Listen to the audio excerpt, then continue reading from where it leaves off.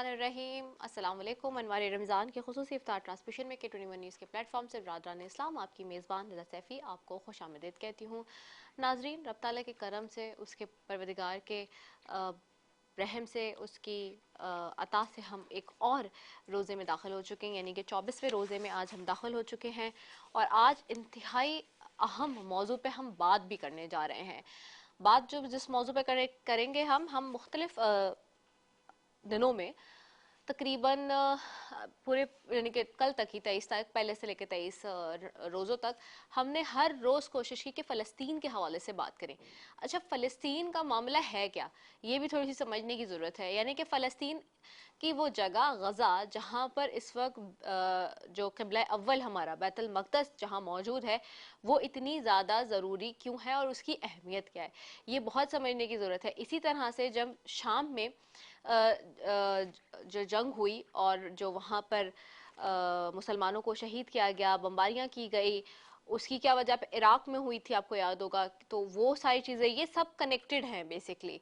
और अरब की गफलत हम देखते हैं, इसके अलावा मुसलमानों की गफलत और उम्मत मुस्लिमा की गफलत, ये सारी चीज़ें कनेक्टेड हैं डॉट्स के साथ। अच्छा, कैसे कनेक्टेड हैं? वो ऐसे कि दुनिया जा रही है अब अपने इख्तिताम की तरफ। बिलाशुबा कुरान करीम फ़ुरक़ान हमीद में मैं बार बार बात करती हूँ, जिसके ऊपर हमारे उलमाए कराम ने भी बेशबहा आपके साथ बात की है कि 21वीं सदी का जिक्र नहीं है। अच्छा, यहाँ जब मैं 21वीं सदी का बात करती हूँ, बार बार मुझे ये बताना बहुत ज़रूरी है कि 21वीं सदी का मतलब है इस्लामी सदी की बात हम कर रहे हैं। हमारा ताल्लुक इस्लाम से है, मुसलमानों का, और बीइंग अ मुस्लिम हमने अपने कुरान और इस्लाम के मुशाहिदे के मुताबिक बात करनी है। तो जो 21वीं सदी है वो जो अभी चल रही है वो अंग्रेज़ी हिसाब से चल रही है। तो अंग्रेज़ी हिसाब से मैं बात नहीं कर रही होती हूँ, बार बार इस बात का जहन में रखें। जब मैं 21वीं सदी की बात करती हूँ तो मैं इस्लामी एतबार से 21वीं सदी की बात करती हूँ। तो 21वीं सदी का कुरान करीम में जिक्र नहीं है। और उस अंदाजे से जब उलमाए कराम जो है हिसाब किताब लगा कर निकालते हैं बात, तो 15वीं ईस्वी हिजरी चल रही है। तो उस एतबार से तो गेम जिसको मैं कहती हूँ एक आम इंसान में, दुनियावी इंसान में, कि गेम सिर्फ 400-500 साल का रह गया अब दुनिया का। यानी कि जो दुनिया वाइंड अप होनी है और जो ख़त्म होनी है 400 ईयर्स है। उस एतबार से तो फिर यकीनन हम आखरत के करीब हैं।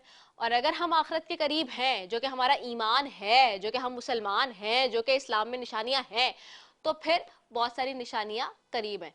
अब एक लाल गाय की बात हो रही है पूरे पूरे सोशल मीडिया पे। वो लाल गाय क्या है, हैकल सुलेमानी क्या है, क़यामत की निशानी क्या है, और उसकी तैयारी क्या हो रही है, क्यों शोधा जो है वो शहीद हो रहे हैं बेतहाशा, गजा में क्या मामला है, वहाँ बैतुल मक़दस में क्या होगा, क्या नहीं होगा, आज इस सब पे बात करेंगे ट्रांसमिशन में।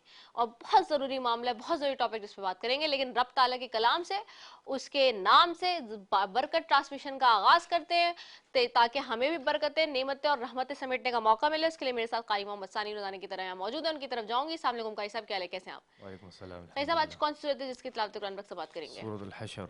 जी बिल्कुल, शुरू कीजिए। अऊज़ु बिल्लाहि मिनश शैतानिर रजीम।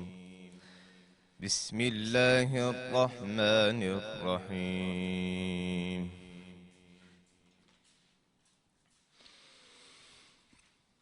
हुवल्लाहुल्लज़ी ला इलाहा इल्ला हुवा आलिमुल ग़ैबि वश्शहादति हुवर रहमानुर रहीम। हुवल्लाहुल्लज़ी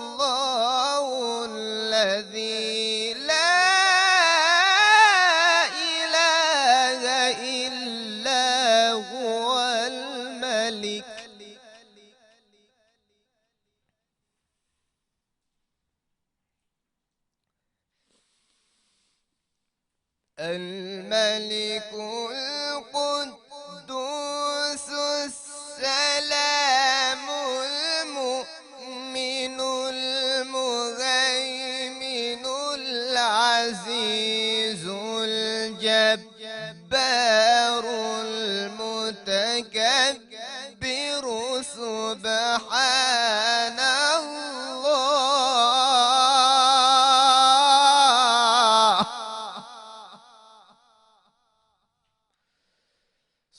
سبحان الله عما يشركون.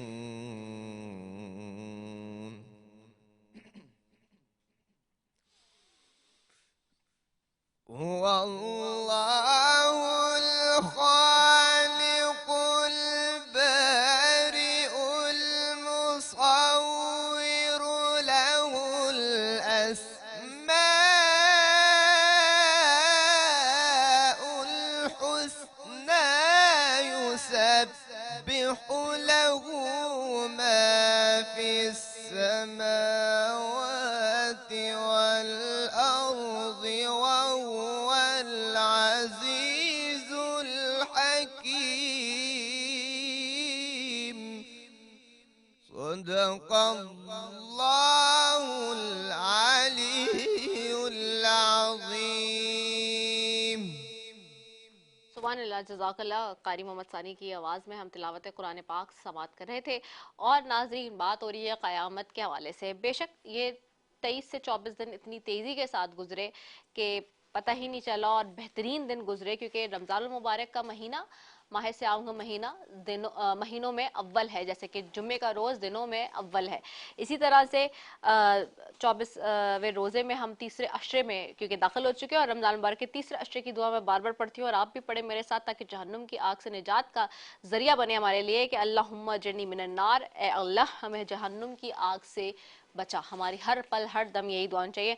और नाज़रीन, हम देख रहे हैं कि ये 24 शामें जो है एक मोमिन के लिए बड़ी साल की बेहतरीन शामों में से एक थी, और यकीनन वक्त इस कदर तेज़ी से गुजर रहा है। अगर मैं ये बात करूं, जैसे कि मैंने अभी आगाज़ में भी आपको बताया कि हम आज क़यामत की निशानी के बारे से बात करेंगे, तो हम अपनी मौत और दुनिया अपने इख्तिताम के करीब पहुंच रही है आहिस्ता आहिस्ता, इसमें कोई शक नहीं है।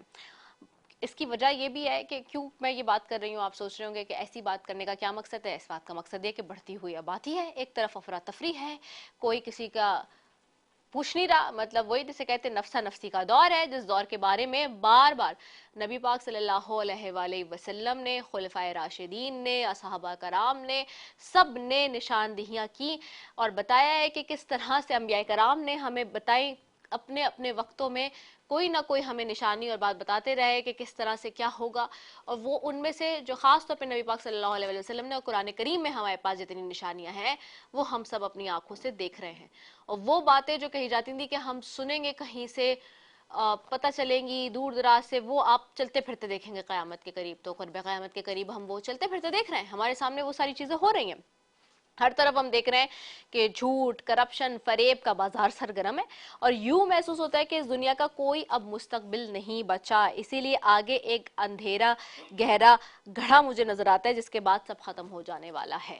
तो ये अगर कहूँ तो गलत नहीं होगा, और ऐसे ही होने वाला है, क्योंकि इस्लाम में इस दुनिया के इख्तिताम और क़यामत के आमद में जो मैंने अभी आपको बताया कि निशानियां बताई गई हैं, वो तकरीबन किसी हद तक पूरी हो चुकी हैं या पूरी होने के अब करीब हैं। जैसे कि एक का जिक्र इस वक्त सोशल मीडिया में पूरा चल रहा है। अब सवाल ये बनता है कि क्या हम मुसलमानों क़यामत के दिन के हवाले से तैयारी की है, जिसके ऊपर हम यहाँ बैठ के 24 दिन से चीख रहे हैं कि भाई अपनी तैयारी कर लें मगफिरत की और जहन्नुम से आग की निजात की, क्योंकि ये दो चीजें ऐसी हैं कि जिंदगी में ही आपने तैयारी करनी है।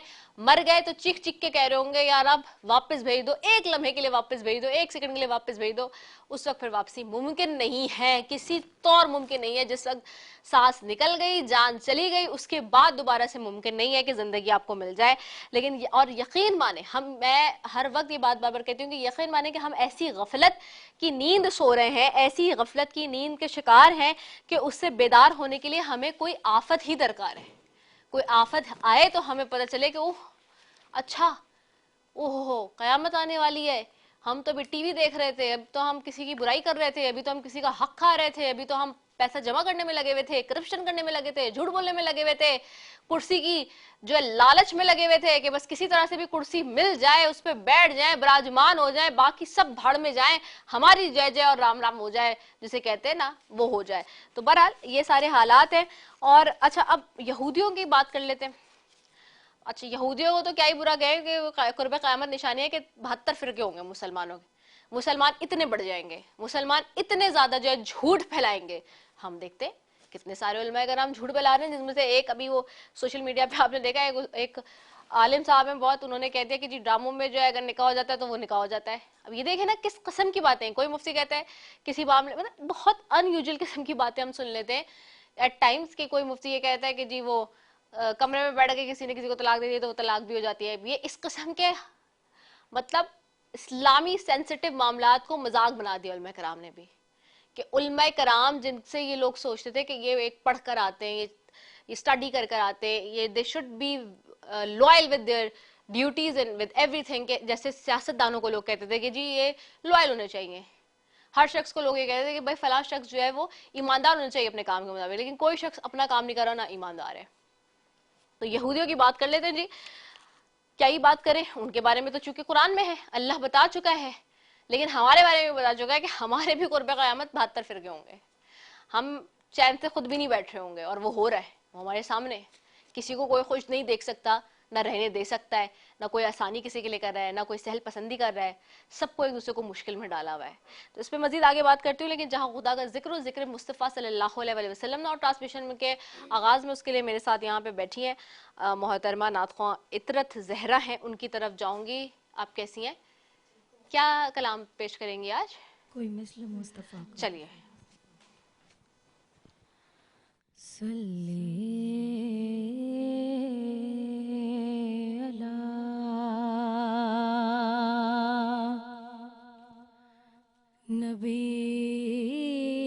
نبینا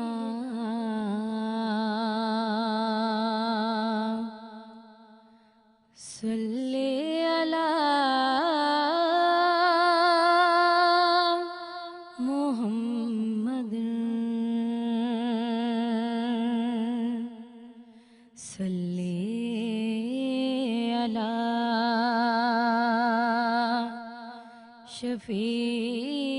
شفیعنا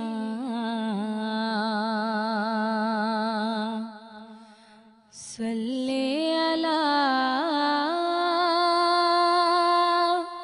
محمد.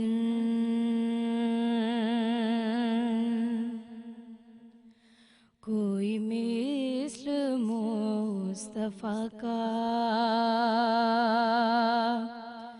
کوئی مثل مصطفیٰ کا کبھی تھا نہ ہے نہ ہوگا، کبھی تھا نہ ہے نہ ہوگا، کسی اور کا یہ رتبہ کبھی تھا نہ ہے نہ ہوگا، کوئی مثل مصطفیٰ کا. انہیں خلق کر کے نازا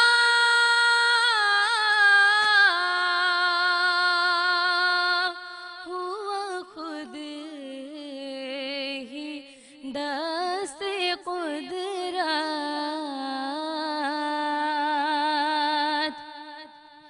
انہیں خلق کر کے نازا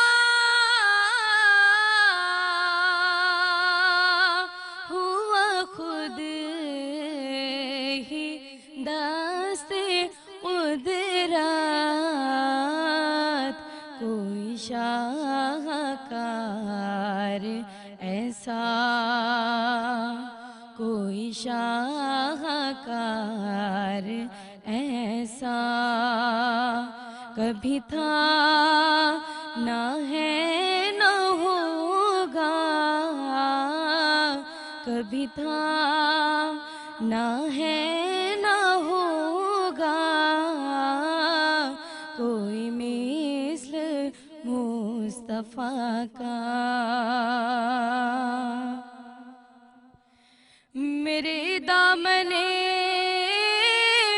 طلب کا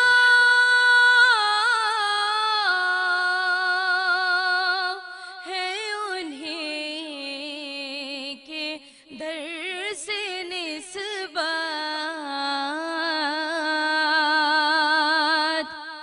میرے دامن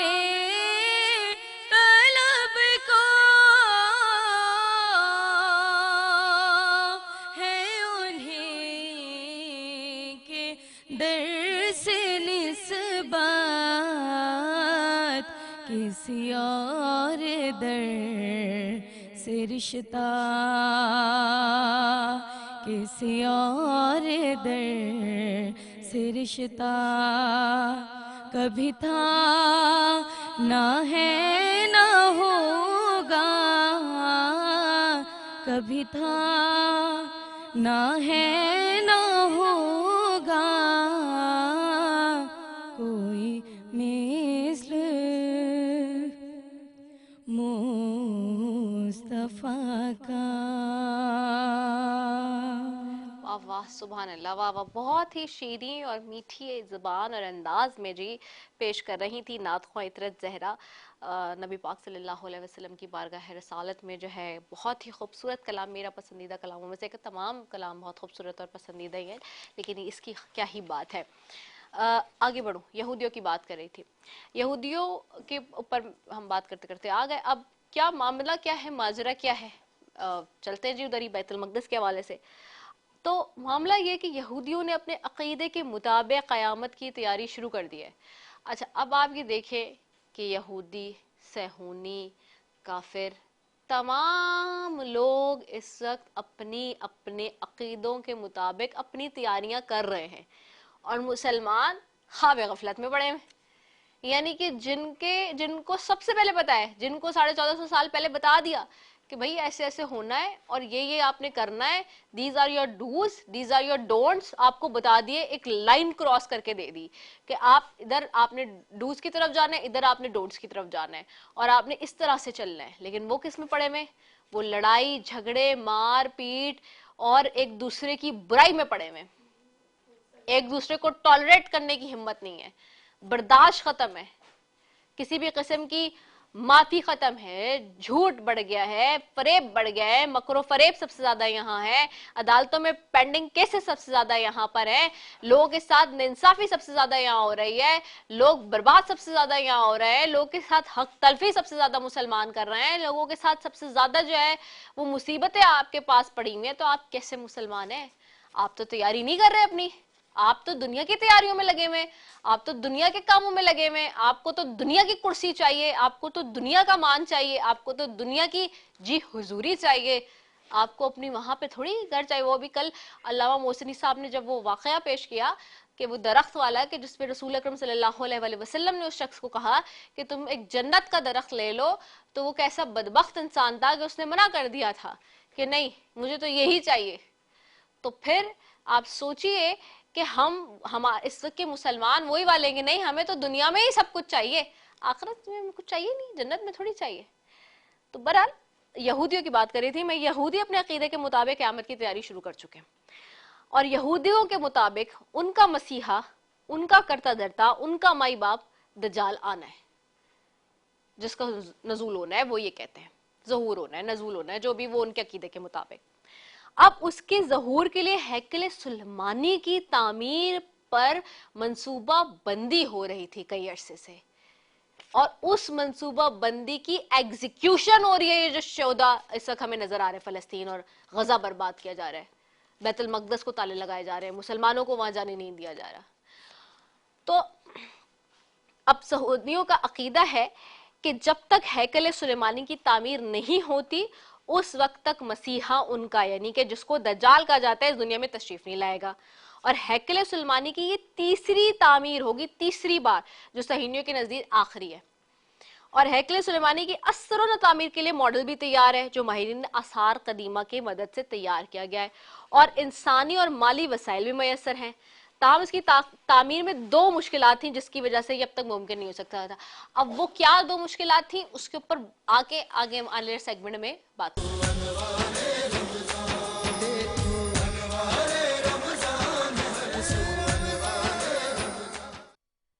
ایک مرتبہ پھر انوار رمضان کے خصوصی افطار ٹرانسمیشن میں کے24 نیوز کے پلیٹ فارم سے برادران اسلام آپ کی میزبان آپ کو خوش آمدید کہتے ہو۔ آج کا موضوع بہت بہت خاص. اور کل کا بھی آپ پروگرام دیکھیں گے تو کل بھی بہت خاص پروگرام ہے. اب یہ کیونکہ 4 سے 5 دن رہ گئے ہیں, ہماری کوشش یہ ہے کہ اب ان عنوان اور ان موضوعات پہ بات کریں جو کہ اس وقت حقیقت پر مبنی عنوان ہے. کچھ چیزیں ایسی جو کہ معاشرے کے حوالے سے, یا کچھ چیزیں ایسی جو کہ ہماری دین اور آخرت کے حوالے سے. تو میں آپ کو یہ بتائی تھی کہ جی مسلمانوں کو بتایا گیا ہے قرآن کریم فرقان حمید میں کہ جی آپ اپنی روزے محشر کی قیامت کی تیاری کریں, لیکن مسلمانوں کا معاملہ یہ بھی بتایا گیا کہ 72 فرقوں میں بڑھ جائیں گے آخر کے دور میں. تو ہم تو نفسا نفسی میں بڑھ گئے, اور ہم اس وقت سوچ ہی نہیں رہے کہ کیا ہو رہا ہے. لیکن ہم نہیں سوچ رہے, باقی تو لوگ سوچ رہے ہیں نا, یہودی اور صہیونی اور عیسائی, باقی لوگ اپنی آخرت کی تیاری میں لگے ہوئے. اور اس کی ایک میں نے آپ کو بتائی تھی کہ یہ مثال ہے جو کہ ہم دیکھ رہے ہیں اس وقت غزہ میں, فلسطین میں ہمیں نظر آ رہی ہے. کیوں؟ کیونکہ بیت المقدس میں قبلہ اول میں جو ہو رہا ہے اس وقت, وہ ہمارے پاس قرب قیامت کی نشانیوں میں سے ایک معاملہ ہے. اچھا, میں نے یہ بتایا تھا صہیونیوں کا عقیدہ بھی ہے کہ جب تک ہیکل سلیمانی کی تعمیر نہیں ہوتی اس وقت تک ان کا مسیحا جو دجال ہے وہ اس دنیا میں تشریف نہیں لائے گا. ہیکل سلیمانی کی تیسری تعمیر ہوگی جو صہیونیوں کے نزدیک آخری ہے, اور اس کی اثر و تعبیر کے لیے جو ماڈل ہے وہ بھی ماہرین آثار قدیمہ کی مدد سے تیار کیا گیا, میں نے بتایا. اور اس میں جو 2 مشکلات تھیں ہم یہاں تک پہنچے تھے کہ وہ جس کی وجہ سے اب تک ممکن نہیں ہو سکا, وہ کیا. اب پہلی یہ غور سے سنیے گا کہ ہیکل سلیمانی کی تعمیر کے لیے صہیونیوں کو گناہوں سے پاک کرنے والی قربانی کی ایک شرط ہے.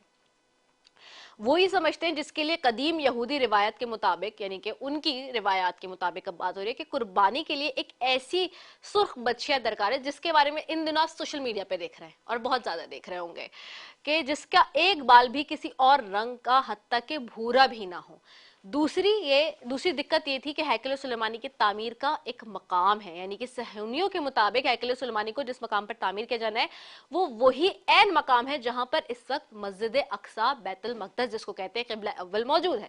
یعنی کہ ہیکل سلیمانی کی تعمیر کا صاف اور سیدھا مطلب مسجد اقصی کی شہادت ہے. افسوس کے ساتھ کہنا پڑتا ہے, جو کہ مسلمانوں کو کسی طور سے قبول نہیں ہے, جس کے اوپر اس وقت یہ جنگ چل رہی ہے اور لڑائی چل رہی ہے, اور یہ شروع سے ہے اور آخر تک اس میں لڑائی رہنی ہے.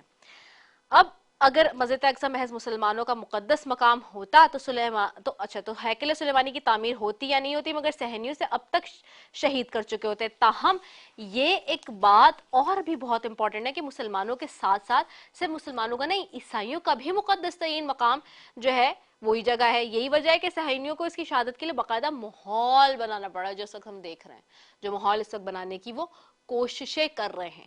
اب قیامت کی نشانیاں کیا ہیں اس کے اوپر بھی بات کروں گی, لیکن ابھی آگے بڑھوں گی جی. اور چونکہ میرے ساتھ یہاں علماء کرام موجود ہیں, اب جو آگے مزید بات ہوگی وہ انہی کے اس میں جو ہے سربراہی میں چاہوں گی, اور انہی کی جو ہے وہ انہی سے مطلب ساری چیزیں لے کے ان سے پھر مزید بات بھی کرتے ہیں. اور ساتھ ہی جی ایک امپورٹنٹ بات یہ کہ یہ جو سرگائے ہے اس کا کیا بیک گراؤنڈ ہے, کیا چیزیں اس کے اوپر بھی تفصیلاً ابھی جیسے میں نے ذکر کیا کہ اس کی قربانی کا معاملہ ہے, اور ان ساری قربانیوں میں, ان سارے معاملات میں ہونا کیا ہے, ہم نے کیا کرنا ہے. ہمارا بھی اپنا کوئی ایک مقصد ہے نا, ہمارا وہ مقصد کیا ہے. اچھا, ایک مقصد جو شہداء اس وقت شہادتیں دے رہے ہیں, ٹھیک ہے, وہ تو دے رہے ہیں وہاں پہ غزہ میں. اور اگر کوئی یہ سمجھ رہا ہے یا سوچ رہا ہے یہودیوں میں سے, عیسائیوں میں سے, یا جو ہے کافروں میں سے کہ جی یہ تو ہم مسلمانوں کو شہید کریں گے یہاں پہ تو ان کی جو آبادی ہے یا ان کی جو نسل ہے وہ ختم ہو جائے گی, تو ایسا نہیں ہو سکتا. کیونکہ جہاں جہاں مسلمان اس وقت آف کورس اس وقت آباد ہیں پوری دنیا میں, تو سب سے زیادہ جو تیزی کے ساتھ پھیلنے والا, میں آغاز میں آپ کو بتا دیجیے کہ جس دن ہم نے ڈسکس کیا تھا اس کے اوپر خاص اسلاموفوبیا پہ, اس دن ہم نے یہ بات ڈسکس کی تھی کہ بہت تیز سے پھیلنے والا ہے مذہب ہے اس وقت اسلام. تو ہم اس پہ سب پہ بات کریں گے. میرے ساتھ یہاں علماء کرام موجود ہیں اور ان کی رہنمائی بھی لیں گے جی. میرے ساتھ یہاں پہ علامہ اعجاز احمد محسنی صاحب ہیں, ان کو خوش آمدید کہوں گی, بہت شکریہ علامہ صاحب. میرے ساتھ یہاں پہ مفتی رانا ساجد محمود صاحب ہیں, استنبول سے آئے ہیں, بہت شکریہ مفتی صاحب آپ کا بھی. اور میرے ساتھ یہاں پہ سیٹ میں نعت خواں جنید چشتی بھی ہیں, جو کہ اسلام آباد سے خاص طور پہ ہماری ٹرانسمیشن کے سلسلے کے لیے آئے ہیں, ان کو بھی خوش آمدید کہوں گی. جنید آپ کو بھی. اور آگے بڑھوں گی, اور سب سے پہلے علامہ اعجاز احمد محسنی صاحب آپ کی طرف آؤں گی. میں بیک گراؤنڈ بتا چکی ہوں, میں چاہوں گی کہ اس کی تفصیل آپ تھوڑی سی اس کے اوپر روشنی ڈالیے. بسم اللہ الرحمن الرحیم.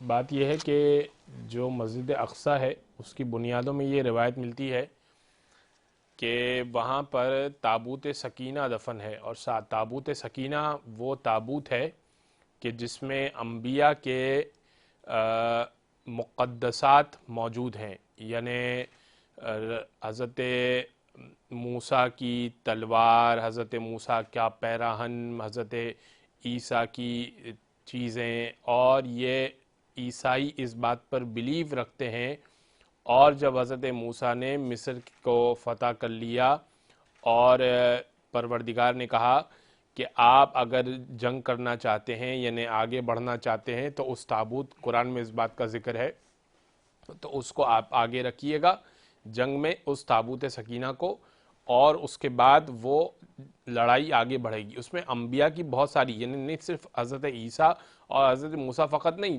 بقیہ دیگر انبیاء کی بہت سارے تبرکات اس کے اندر موجود ہیں۔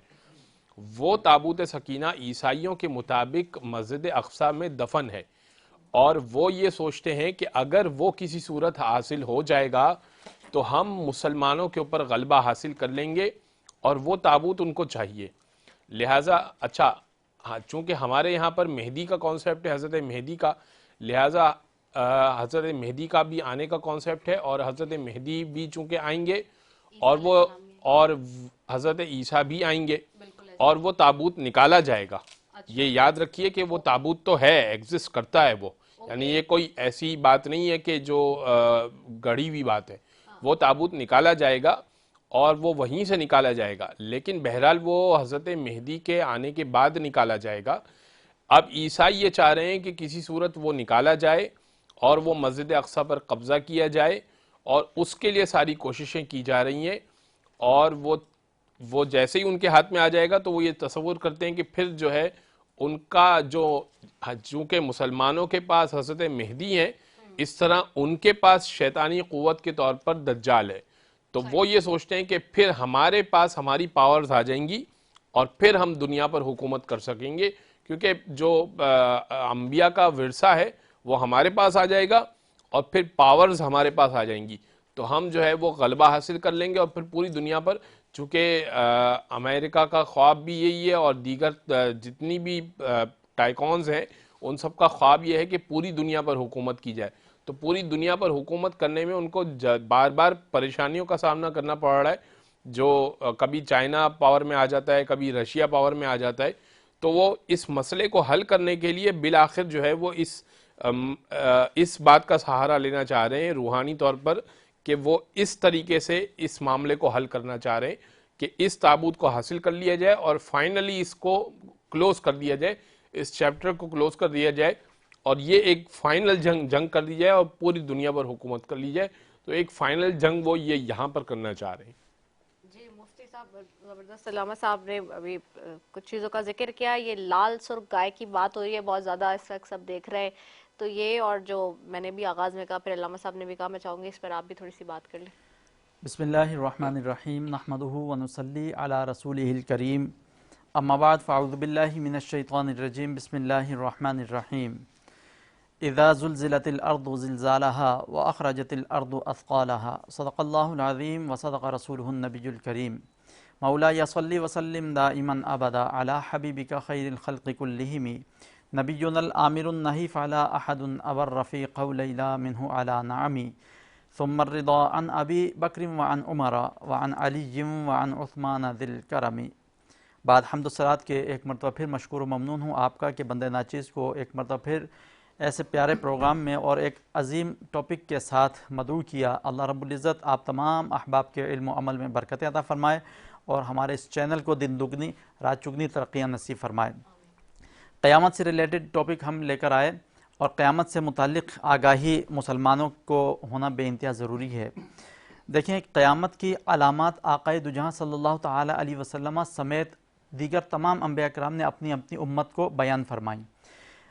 آقا دو جہاں صلی اللہ علیہ وسلم سے قبل جن انبیاء کرام نے قیامت کی علامات بیان فرمائیں، ان میں قیامت کی علامتوں میں سے یہ بھی علامت تھی کہ سرکار دو عالم صلی اللہ علیہ وسلم اس دنیا میں تشریف لائیں گے۔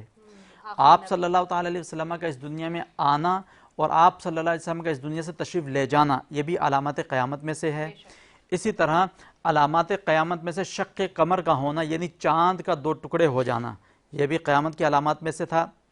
آقا دو جہاں صلی اللہ تعالیٰ علیہ وسلم کے ذریعے سے جو معجزہ اللہ رب العزت نے اس کا ظہور فرمایا کہ آپ صلی اللہ علیہ وسلم نے انگلی کا اشارہ فرما کر چاند کے 2 ٹکڑے کیے، وہ بھی پوری ہو گئی۔ اسی طریقے سے صحابہ کرام رضوان اللہ تعالیٰ علیہم اجمعین کا اس دنیا سے پردہ فرما جانا، یہ بھی علامات قیامت میں سے۔ اسی طرح سرکار دو عالم صلی اللہ تعالیٰ علیہ وسلم نے قیامت کی نشانیاں بیان فرماتے ہوئے ارشاد فرمایا تھا کہ جھوٹے مدعیان نبوت پیدا ہوں گے۔ 70 کے قریب یا 72 کے قریب روایتوں میں آتا ہے کہ وہ مدعیان نبوت جھوٹے پیدا ہوں گے، وہ دعویٰ کریں گے نبوت کا، لیکن سب کے سب جھوٹے دجال کذاب ہوں گے۔ یہ بھی قیامت کی نشانیوں میں سے۔ اچھا، قیامت کی نشانیوں کی 2 کیٹیگریز کی گئی ہیں، ایک علامت قیامت صغریٰ، دوسری علامت قیامت کبریٰ۔ صغریٰ کا مطلب چھوٹی نشانیاں، کبریٰ کا مطلب بڑی نشانیاں۔ یہ چھوٹی چھوٹی نشانیاں جن کا میں ذکر کر رہا ہوں۔ اس کے بعد بڑی نشانیوں کا جو ذکر سرکار دو عالم صلی اللہ علیہ وسلم نے اپنی احادیث مبارکہ کے ذریعے ہم تک پہنچائی باتیں، وہ یہ ہیں کہ قیامت آنے سے قبل ایک دھواں نکلے گا، اس دنیا کے اندر ایک دھواں پیدا ہوگا، وہ قیامت کی نشانیوں میں سے ایک نشانی ہے۔ دابۃ الارض، جس کا ذکر احادیث مبارکہ میں ملتا ہے کہ ایک جانور ہے، وہ جانور نکلے گا، وہ انسانی زبان میں باتیں کرے گا، وہ بھی جو ہے اس کا ذکر قرآن مجید فرقان حمید میں موجود۔ اس کے ساتھ ساتھ دجال کا ظہور ہوگا، دجال اس دنیا کے اندر آئے گا، وہ بھی اس کی تفصیل موجود ہے اور انشاءاللہ مختصر ذکر کروں گا۔ اس کے ساتھ یاجوج ماجوج کی قوم جو حضرت نوح علیہ السلام کے بیٹے حضرت یافس بن نوح کی قوم میں سے ہیں، وہ اتنی بڑی تعداد میں اس دنیا کے اندر موجود ہے کہ اتنی زیادہ دنیاوی ترقی ہونے کے باوجود ہمارے سائنسدان، ہمارے سیٹلائٹ، ہماری دیگر ٹیکنالوجی وہاں تک ان کی کھوج لگانے کے لیے نہیں پہنچ سکی ہے۔ حالانکہ ان کی تعداد میں اگر آپ کو بتاؤں گا آپ سن کے حیران رہ جائیں گی۔ پوری دنیا کے اندر جو انسان موجود ہیں، ایک انسان کو لے لیں یعنی دنیاوی انسان کو، اور 99 یاجوج ماجوج کی قوم میں سے بندوں کو لے لیں، ایک بندے کے مقابلے میں 99، تو اس کو آپ ملٹی پلائی کرتے چلے جائیں، اتنی تعداد کے اندر یاجوج ماجوج کی قوم اس دنیا کے اندر موجود ہے۔ لیکن یہ رب کا جو ہے اللہ رب العزت کا بہت بڑا معجزہ سمجھ لیں اسے، کہ اللہ رب العزت نے اسے پوشیدہ رکھا ہے دنیا سے۔ جب رب ذوالجلال چاہے گا وہ اس دنیا کے اوپر ظاہر ہوں گے، اور یہ قیامت کی نشانیوں میں سے ایک بڑی نشانی ہے۔ اس کے ساتھ ساتھ سورج کا مغرب کی طرف سے طلوع ہونا، روزانہ سورج مشرق سے طلوع ہوتا ہے، بڑی نشانیوں میں سے ایک سب سے بڑی نشانی سورج کا مغرب سے طلوع ہونا، مغرب سے طلوع ہوگا سورج اور مقام عصر تک سورج آئے گا اور اس کے بعد دوبارہ غروب ہو جائے گا، یہ قیامت کی نشانیوں میں سے بڑی نشانی۔ اور اس سورج کے طلوع ہونے کے ساتھ ہی توبہ کا جو دروازہ ہے وہ بند ہو جائے گا، اس سے قبل انسان کے اختیار میں ہوگا، جب چاہے اللہ رب العزت کے حضور گناہوں سے توبہ کر لے، توبہ قبول ہو جائے گی۔ لیکن سورج کے مغرب سے طلوع ہونے کے بعد یہ توبہ کا دروازہ بند ہے۔ اب جو مسلمان ہیں وہ اعلانیہ مسلمان ہیں، جو غیر مسلم ہیں وہ اعلانیہ غیر مسلم، اب کنورزیشن نہیں ہو سکتی، کنورٹ نہیں ہو سکتا معاملہ۔ اس کے ساتھ ساتھ یمن سے ایک آگ نکلے گی، ایسی آگ نکلے گی کہ وہ پوری دنیا کو اپنی لپیٹ میں لے گی، اور وہ آگ لوگوں کو ہانک کر مقام محشر تک لے کر جائے گی۔ یہ وہ نشانیاں جن کے متعلق سرکار دو عالم صلی اللہ علیہ وسلم نے احادیث مبارکہ کے ذریعے ہم تک آگاہی پہنچائی، خبر دی۔ اب ان کی تفاصیل موجود ہیں، تفصیل موجود ہیں، انہی کے اندر یہ چھوٹی چھوٹی چیزوں کا بھی ذکر ہے، گائے کا بھی ذکر ہے، دھوئیں کا بھی ذکر ہے، اور یاجوج ماجوج۔ میں یہ چاہوں گا آج کے اس پروگرام کے حوالے سے اور پوری دنیا کے اندر جو یہود و حنود کی سازشیں چل رہی ہیں، ان تمام چیزوں کو مد نظر رکھتے ہوئے دجال کا ذکر کرنا ضروری ہے کہ دجال ہے کیا۔ دیکھیں، دجال آقا دو جہاں صلی اللہ تعالیٰ علیہ وسلم کے دور اقدس سے موجود ہے اس دنیا کے اندر۔ سرکار دو عالم صلی اللہ تعالیٰ علیہ وسلم کے کچھ صحابہ کرام ایک جنگ پہ تشریف لے کر گئے سمندر کے ذریعے، تو ان کی کشتی ٹوٹ گئی۔ کشتی ٹوٹنے کے بعد وہ ان کے پھٹے بکھر گئے، وہ لہروں کے ذریعے سے چلتے چلتے کسی ایک ایسی جگہ پر پہنچے جہاں پر انہوں نے دابۃ الارض بھی دیکھا، جہاں پر انہوں نے دجال کے متعلق بھی خبریں حاصل کی، اور آ کر دوبارہ سرکار دو عالم صلی اللہ تعالیٰ علیہ وسلم کو بیان فرمائی۔ تو آپ صلی اللہ علیہ وسلم نے ارشاد فرمائے بالکل ایسے ہی، او کما قال النبی صلی اللہ علیہ وسلم، فرمائے دجال ہے جسے اللہ رب العزت قرب قیامت نکالے گا، اور اس دجال کو اللہ رب العزت اتنی پاور اور اتنی طاقت عطا فرمائے گا کہ وہ ایک آنکھ سے کانا ہوگا، یعنی اس کی ایک آنکھ ہوگی، اس کو اتنی پاور ہوگی کہ زمین کو حکم دے گا، زمین سونے اور خزانے اپنے باہر نکال دے گی، آسمان کو حکم دے گا، آسمان بارش برسانا شروع کر دے گا زمین پر۔ اچھا، اس پہ قطع کلام معافی مفتی صاحب، اس پہ یہی ایک سوال ذہن میں آیا تو اس لیے ابھی آپ نے کہا کشتی میں گئے اور وہاں ہرا، تو یہ جو دجال یعنی کہ جہاں بند ہے اس وقت، کیونکہ آف کورس وہ اس وقت سے ہم بار بار یہ حدیث میں بھی پڑھتے ہیں اور قرآن میں بھی ہمیں ملتی ہے یہ بات کہ یعنی کہ 1450 سال پہلے نبی پاک صلی اللہ علیہ وسلم تو موجود تھے دنیا میں، یعنی کہ فزیکلی ابھی بھی موجود ہیں، رہتی دنیا تک قائم رہیں گے، لیکن وہ اس دنیا سے رحلت فرما گئے. تو اب چونکہ اس ٹائم پہ ہمیں روایت ملتی ہے کہ یہ دجال کا معاملہ ہوا تھا، انہوں نے دیکھا جکڑا ہوا ہے اس کو، زنجیروں میں جکڑا ہے. تو یعنی کہ یہ جو کشتی والے واقعے سے اس سے یہ احساس ہوتا ہے کہ وہ یعنی کسی ایسی جگہ پر ہے دنیا کی جہاں پانی ہے قریب میں، ایسے ہی ہے. تو یہ پھر ایٹ ٹائمز ہم جو یہ بات سن رہے ہوتے ہیں کہ وہ جو ٹرائیکون ہے، تین تکون، جی ٹرائنگل، برمودا ٹرائنگل، وہاں پہ لوگ کہتے ہیں کہ اس طرف، اور کیا ابھی بھی، میں آپ سے رہنمائی لینا چاہوں گی کہ سوال یہ بھی آ رہے ہیں ہمارے پاس کہ کیا ابھی بھی دنیا کی بہت ساری جگہیں ایسی ہیں جو پوشیدہ ہیں ابھی تک، یعنی کہ کیونکہ یاجوج ماجوج کا بھی ابھی تک نہیں پتہ چلا ہمیں. بالکل بالکل ایگزیکٹلی ایسا ہی ہے. دنیا میں بے شمار جگہیں ایسی ہیں جو ابھی بھی پوشیدہ ہیں. ان کی موٹی موٹی مثال، ایک تو سب سے بڑی مثال آپ یہ یاجوج ماجوج کی لے لیں کہ اتنی بڑی ان کی دنیا موجود ہے اسی دنیا کے اندر کہ وہ دنیا کے لوگوں سے پوشیدہ، اللہ رب العزت نے انہیں پوشیدہ رکھا ہے. اسی طرح اگر ہم سورہ کہف اگر تلاوت کریں تو اس میں اصحاب کہف کا ذکر ہے کہ اصحاب کہف اللہ رب العزت کے وہ نیک بندے ہیں جنہیں اللہ رب العزت نے دنیا سے پوشیدہ فرمایا ہوا ہے. حالانکہ ان کے نزدیک بھی صحابہ کرام رضوان اللہ تعالیٰ علیہ مجمعین پہنچ گئے تھے، لیکن پھر اللہ رب العزت نے انہیں دنیا سے پوشیدہ فرما دیا کہ اللہ رب العزت کا کرم ہے، وہ جو چاہے کر سکتا ہے اللہ رب العزت. یہ جو آپ نے ذکر کیا برمودا ٹرائنگل، دیکھیں حقیقت حال تو اللہ بہتر جانتا ہے، لیکن انسان کو اللہ رب العزت نے عقل عطا فرمائی ہے، انسان جستجو کرتا ہے، کڑی سے کڑی جوڑتا ہے، اور اللہ رب العزت بھی حکم ارشاد فرماتا ہے فسیروا فی الارض، میری زمین میں سیر کرو اور دیکھو، میری حکمتیں دیکھو اور میری تسبیح و تحلیل بیان کرو. برمودا ٹرائنگل کے حقائق کچھ ایسے ہیں، تاریخ اگر پڑھیں تو اس کے اندر جب اس ایریے کے اندر کوئی بڑا شپ گیا ہے، جب کوئی ایسا جہاز اس ایریے کے اندر گیا ہے، وہ جہاز لاپتہ ہو گیا، وہ شپ لاپتہ ہو گیا اور اس کا کچھ اتا پتہ نہیں ملا، یہاں تک کہ اس کی باقیات بھی آج تک نہیں ملی. ہاں ایک دو واقعات ایسے ہوئے کہ کچھ شپ ایسے تھے کہ وہ جب اس حدود کے اندر داخل ہوئے برمودا ٹرائنگل کے اندر تو اس کے اندر بڑے بڑے سائنسدان بھی تھے. اب جب وہ شپ وہاں گئی، شپ لاپتہ ہو گئی، اس کے اندر جتنا عملہ تھا سب کا سب لاپتہ شپ سمیت. لیکن کچھ عرصے کے بعد صرف شپ خالی ملی، باقی اس کے اندر سے سامان اور وہ سائنسدان اور دیگر تمام لوگ جو ہیں وہ لاپتہ تھے.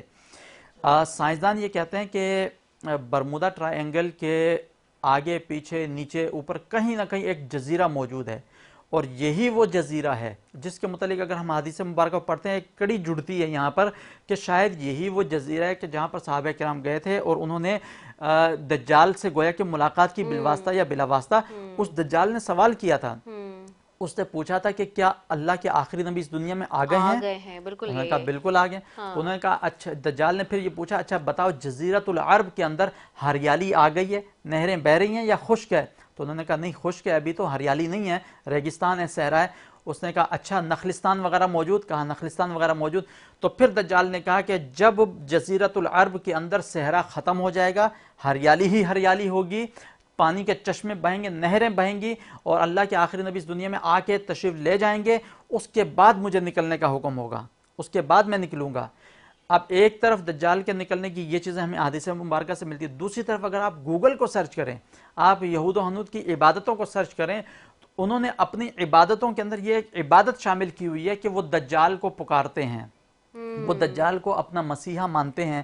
ان کا یہ کانسیپٹ ہے، ان کا یہ ماننا ہے کہ دجال اس دنیا کے اندر آئے گا، ہمیں مشکلات سے نجات دلائے گا، مطلب پاور ملے گی انہیں، وہ پاور میں آئیں گے، جیسے ابھی بات کر رہے تھے علامہ صاحب. ایگزیکٹلی. اچھا اسی کے ساتھ ایک چیز اور جوڑ دوں گا پھر آپ گفتگو آگے بڑھائیے گا. دجال ہے، اس کی ایک آنکھ ہے، ٹھیک ہے، کانا اس کو کہتے ہیں دجال کو.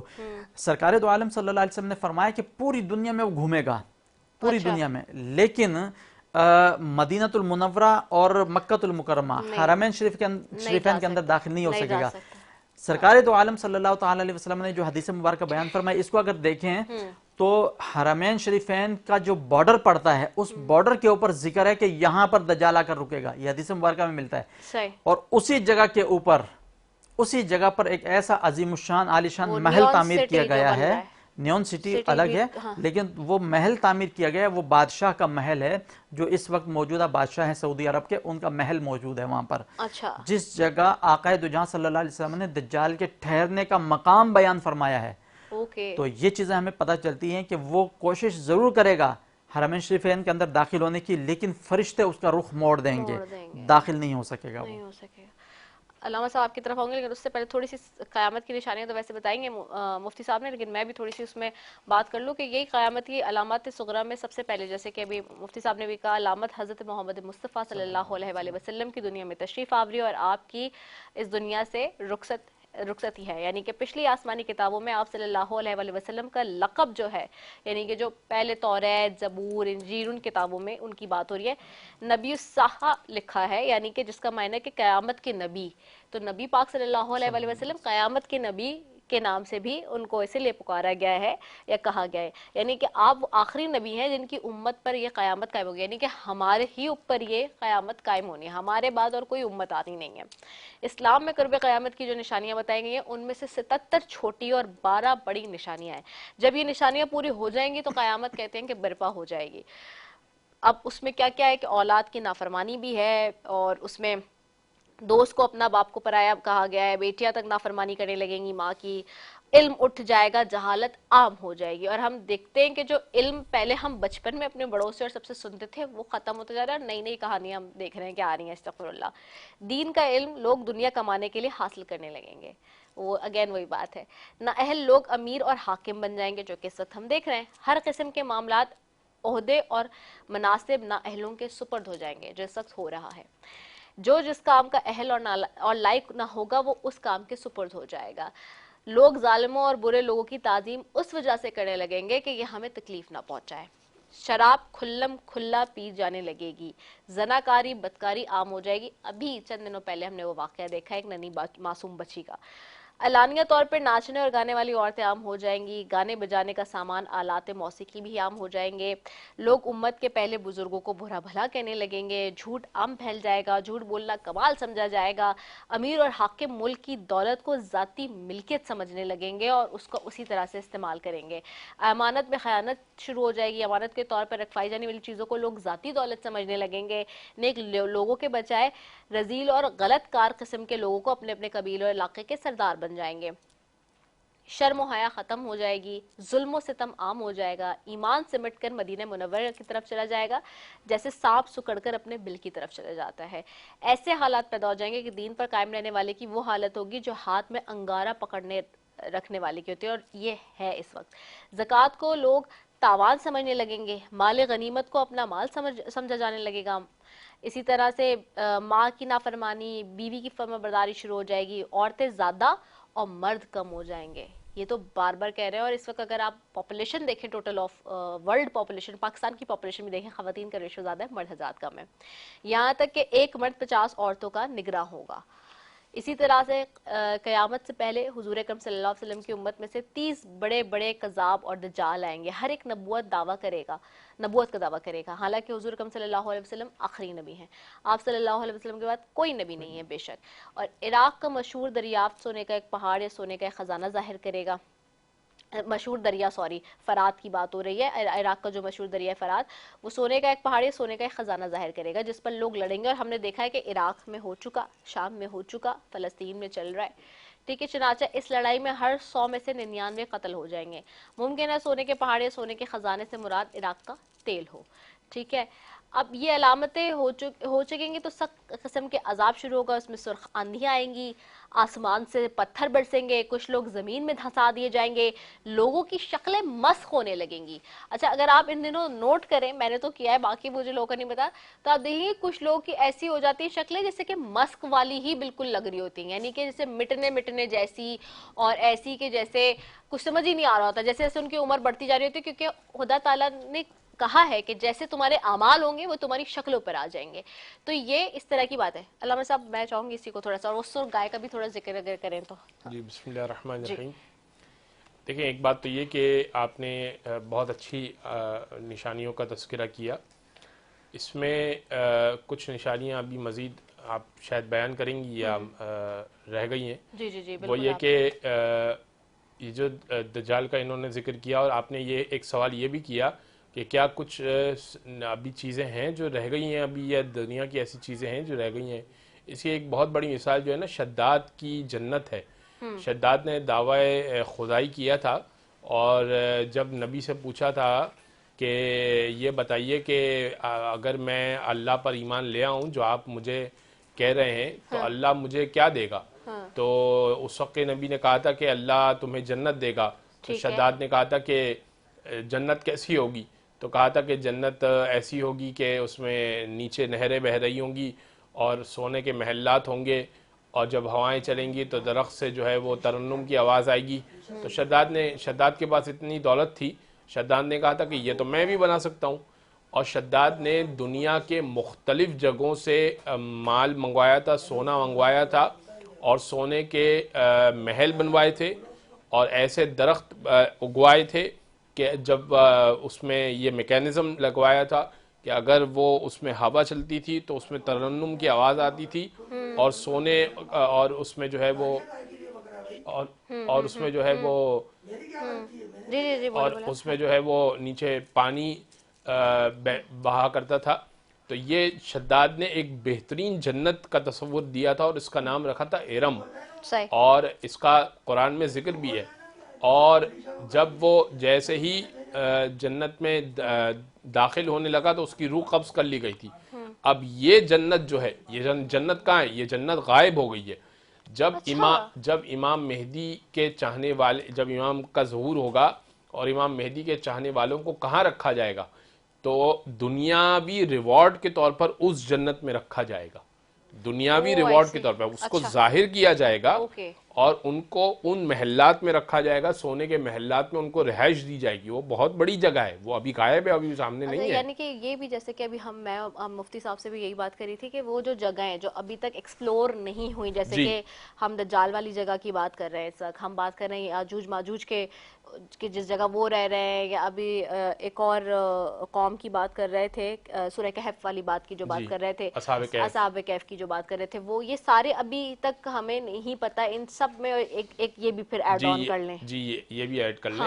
یہ موجود ہیں لیکن نگاہوں سے غائب ہیں، ہمیں نہیں معلوم ہے کہ یہ کون ہے، کہاں ہے، کس جگہ ہے. ٹیکنالوجی کے باوجود اور سائنس کی ترقی کرنے کے باوجود بھی جو لوگ کلیم کرتے ہیں، امریکہ جیسے بھی اور سارے، اور جو اسرائیل ابھی کر رہا ہے، لیکن اس کے باوجود وہ وہاں تک ابھی پہنچ نہیں پائے. اور پھر وہ تابوت سکینہ کی ابھی جیسے آپ نے بات کی، تو وہ بھی ابھی تک ان کو نہیں مل سکا ہے. نہیں ملے گا. اچھا پھر اب آپ نے جو بات کی کہ سرخ گائے کی بات، اب آ جاتے ہیں اس بات پر. وہ بات یہ ہے کہ دیکھیں ان کے یہاں یہ کانسیپٹ ہے یہود و نصارہ کے یہاں کہ جب بھی اللہ کو فلیش یا خون پہنچایا جائے گا تو وہ ہماری بات سنے گا اور وہ ہمارا مسئلہ حل کرے گا. اور ریئر اگر خون پہنچایا جائے، ریئر چیز پہنچائی جائے جو دنیا میں ایسی چیز ہو جو مطلب ریئر ہو پاسبل ہو ہی نہیں ایسی چیز، اور وہ اگر دی جائے اللہ کی بارگاہ میں تو ہمارے مسئلے میں وزن پیدا ہو جائے گا. تو ایسی ایک ریئر چیز یہ گائے ہے، وہ اللہ کی بارگاہ میں گائے ہوتی نہیں ہے. ہاں، جو کہ اس طرح کی گائے ہوتی نہیں ہے، جو کہ یہ اللہ کی بارگاہ میں قربان کرنا چاہتے ہیں. جو بھی ان کا اللہ کا کانسیپٹ ہے، چونکہ بہرحال یہ رسول کو تو نہیں مانتے، حضرت عزیر کو مانتے، تو حضرت عزیر کی بارگاہ میں، اور چونکہ عیسائیوں کا بھی یہ کانسیپٹ ہے کہ حضرت عیسیٰ کو انہوں نے سولی دی، تو یہ ان کا پہلے سے کانسیپٹ ہے کہ اللہ کی بارگاہ میں فلیش پہنچایا جائے. فلیش یعنی گوشت پہنچایا جائے، خون پہنچایا جائے. اس کو جسے ہم کہتے ہیں، یہ کانسیپٹ ہندوؤں میں بھی ہے کہ جس کو کہتے ہیں کہ بلی دی جائے، دان دیا جائے. تو یہ کانسیپٹ ان کے یہاں بھی ہے کہ اگر یہ دیا جائے گا تو ہماری بات میں وزن. اچھا، یہ کانسیپٹ جو ہے مسلمانوں کے یہاں بھی ہے، لیکن یہ کانسیپٹ جو ہے وہ اس انداز سے کہ قربانی دی جائے.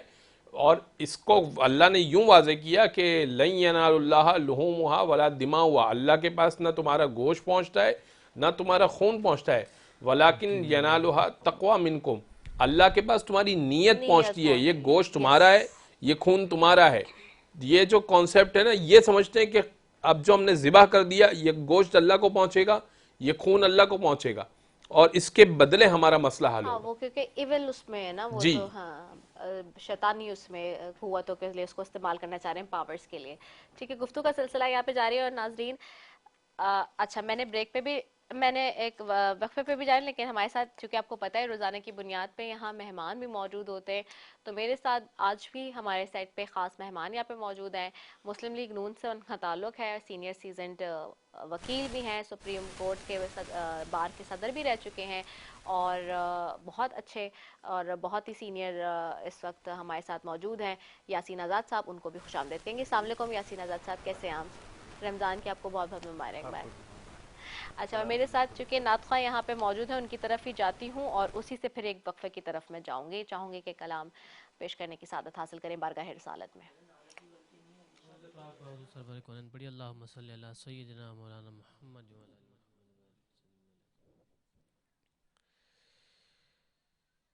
حضور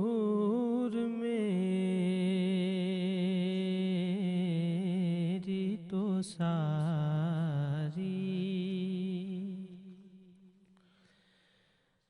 بہار آپ سے ہے، حضور میری تو ساری بہار آپ سے ہے. میں بے قرار تھا، میں بے قرار تھا، میرا قرار آپ سے ہے. حضور میری تو ساری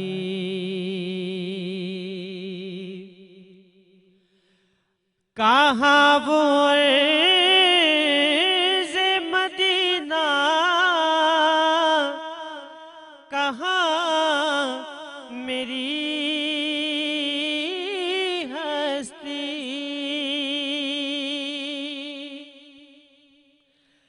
کہاں وہ عرض مدینہ، کہاں میری ہستی. یہ حاضری کا سبب بار بار آپ سے ہے. میں بے قرار تھا، میرا قرار آپ سے ہے.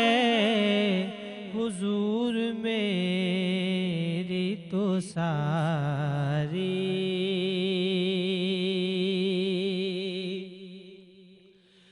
میری تو ہستی ہی کیا ہے، میرے غریب نواز.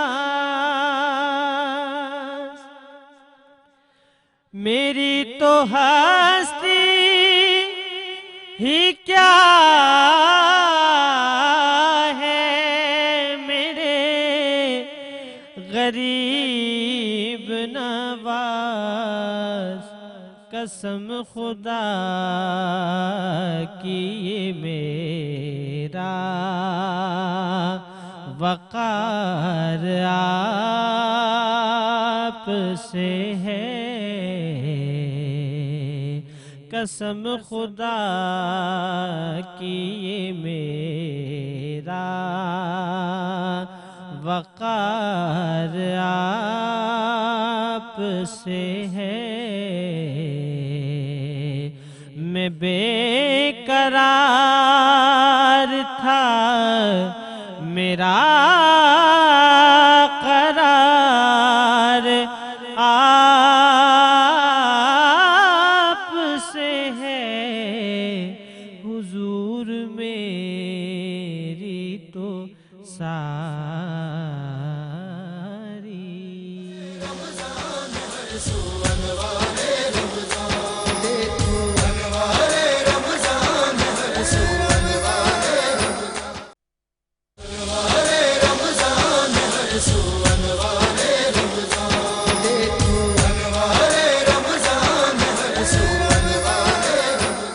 ایک مرتبہ پھر انوار رمضان کی خصوصی افطار ٹرانسمیشن میں K21 نیوز کے پلیٹ فارم سے برادران اسلام آپ کی میزبان نصیفی آپ کو خوش آمدید کہتی ہوں.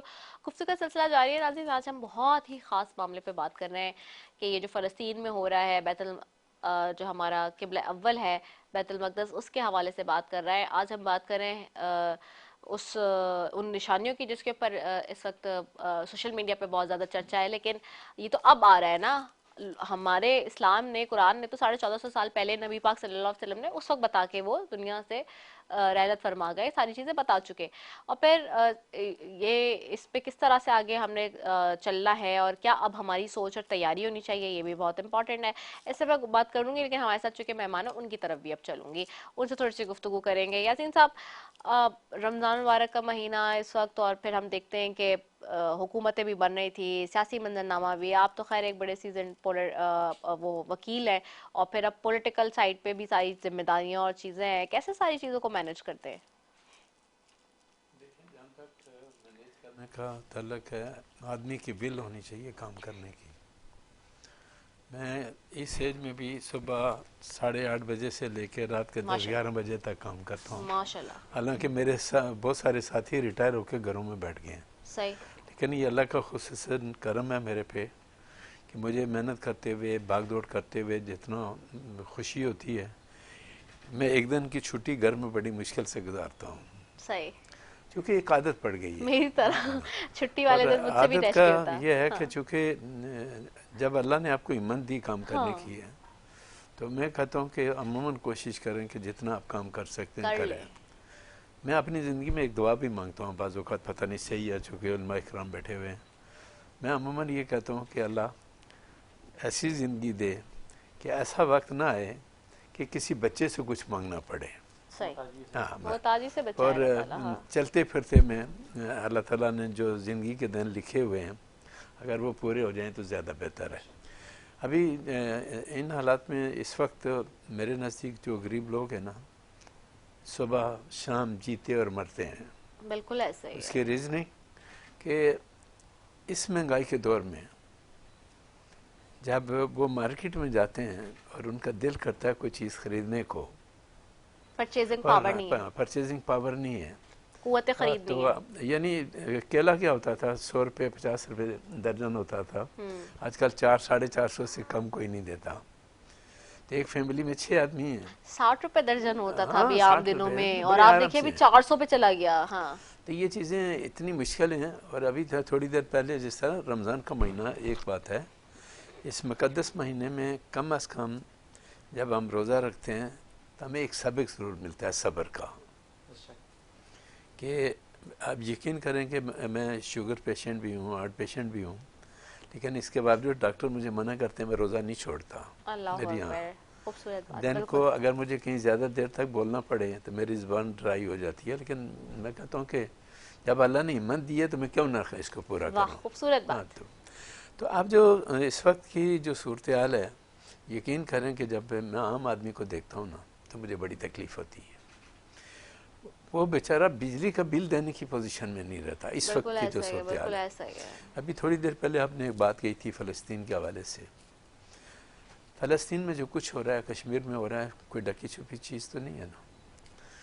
میں صرف یہ پوچھتا ہوں مسلمانوں سے، میں عموماً کئی جگہ یہ بات کرتا ہوں کہ فلسطین میں ہونے والے ظلم و ستم کو روکنے کے لیے انٹرنیشنل کورٹ میں کوئی مسلمان ملک گیا یا کوئی اور گیا؟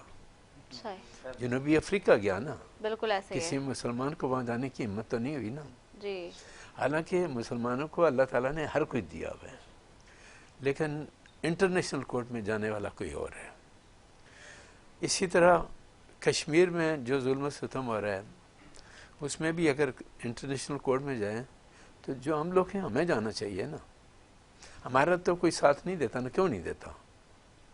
تو حالات یہ ہے کہ اس وقت اس مہنگائی کے دور میں اگر آپ نظر ماریں اور بعض اوقات جب روڈ پہ نکلیں, آج کل سوشل میڈیا پہ ایک تصاویر دکھاتے ہیں کہ مثلا قاری صاحب کے پاس کوئی چیز ہے, ایک چھوٹا بچہ آتا ہے اور ان کے ہاتھ سے چھین کے بھاگتا ہے. وہ جب بھاگتا ہے تو بھاگ کے تو وہ پیچھا کرتے ہیں دیکھنے کے لیے کہ یہ بچہ جاتا کہاں ہے. تو وہ جا کے دیکھتا ہے تو آگے ایک چھوٹا بچہ, 2 بچے یا 3 بچے بیٹھے ہیں جو 2-3 دن سے بھوکے ہیں, اور وہ بچہ جا کے وہی جو ہے چیز بانٹ کے ان بچوں کو کھلاتا ہے. یہ کیوں دکھایا جاتا ہے ہمیں؟ کہ یہ ہمیں یہ میسیج دیتا ہے کہ اس وقت غریب کی زندگی جو ہے نا بڑی مشکل صورتحال سے دوچار ہے. اچھا, اب رہ گیا معاملہ کہ میرے نبی پاک کا حکم ہے کہ کھانے سے پہلے آپ اپنے پڑوسی کا حال معلوم کر لو. کیا ہم میں سے کوئی اس وقت ہے کہ اپنے پڑوسی سے جا کے یہ پوچھتا ہے کہ تم کیا کھاتے ہو, کیا پیتے ہو, تمہارے مالی حالات کیا ہیں؟ نہیں ہیں. ہم تو خالی نام کے مسلمان رہ گئے ہیں. رسپیکٹ کے ساتھ میرا اپنا جو کنسیپٹ ہے, ٹھیک ہے, اللہ تعالیٰ نے بعض چیزیں فرض کی ہیں.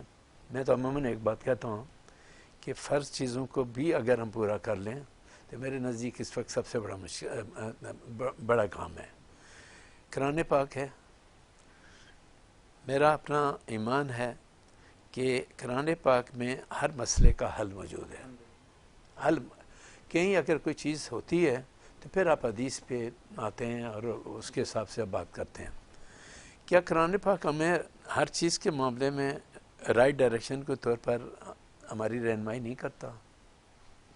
لیکن اب کیا ہو گیا کہ مثلا ایک دفعہ کہ ایک مسجد میں مولوی صاحب تراویح پڑھاتے تھے, تو میں نے ان سے پوچھا کہ آپ نے قرآن پاک حفظ کیا ہوا ہے, تو آپ کو پتہ ہے کہ یہ جب پڑھتے ہیں الحمدللہ رب العالمین کیا مطلب ہے اس کا؟ تو اس نے کہا جی میں نے تو خالی مجھے نہیں پتا کہ اس کا مطلب کیا ہے. تو میں تو آج اس مقدس مہینے میں یہ کہتا ہوں کہ جب اسکولوں میں ہم تعلیم دیتے ہیں, انگریزی تعلیم بھی دیتے ہیں, سارا کچھ دیتے ہیں, آپ مذہبی تعلیم کیوں نہیں دیتے؟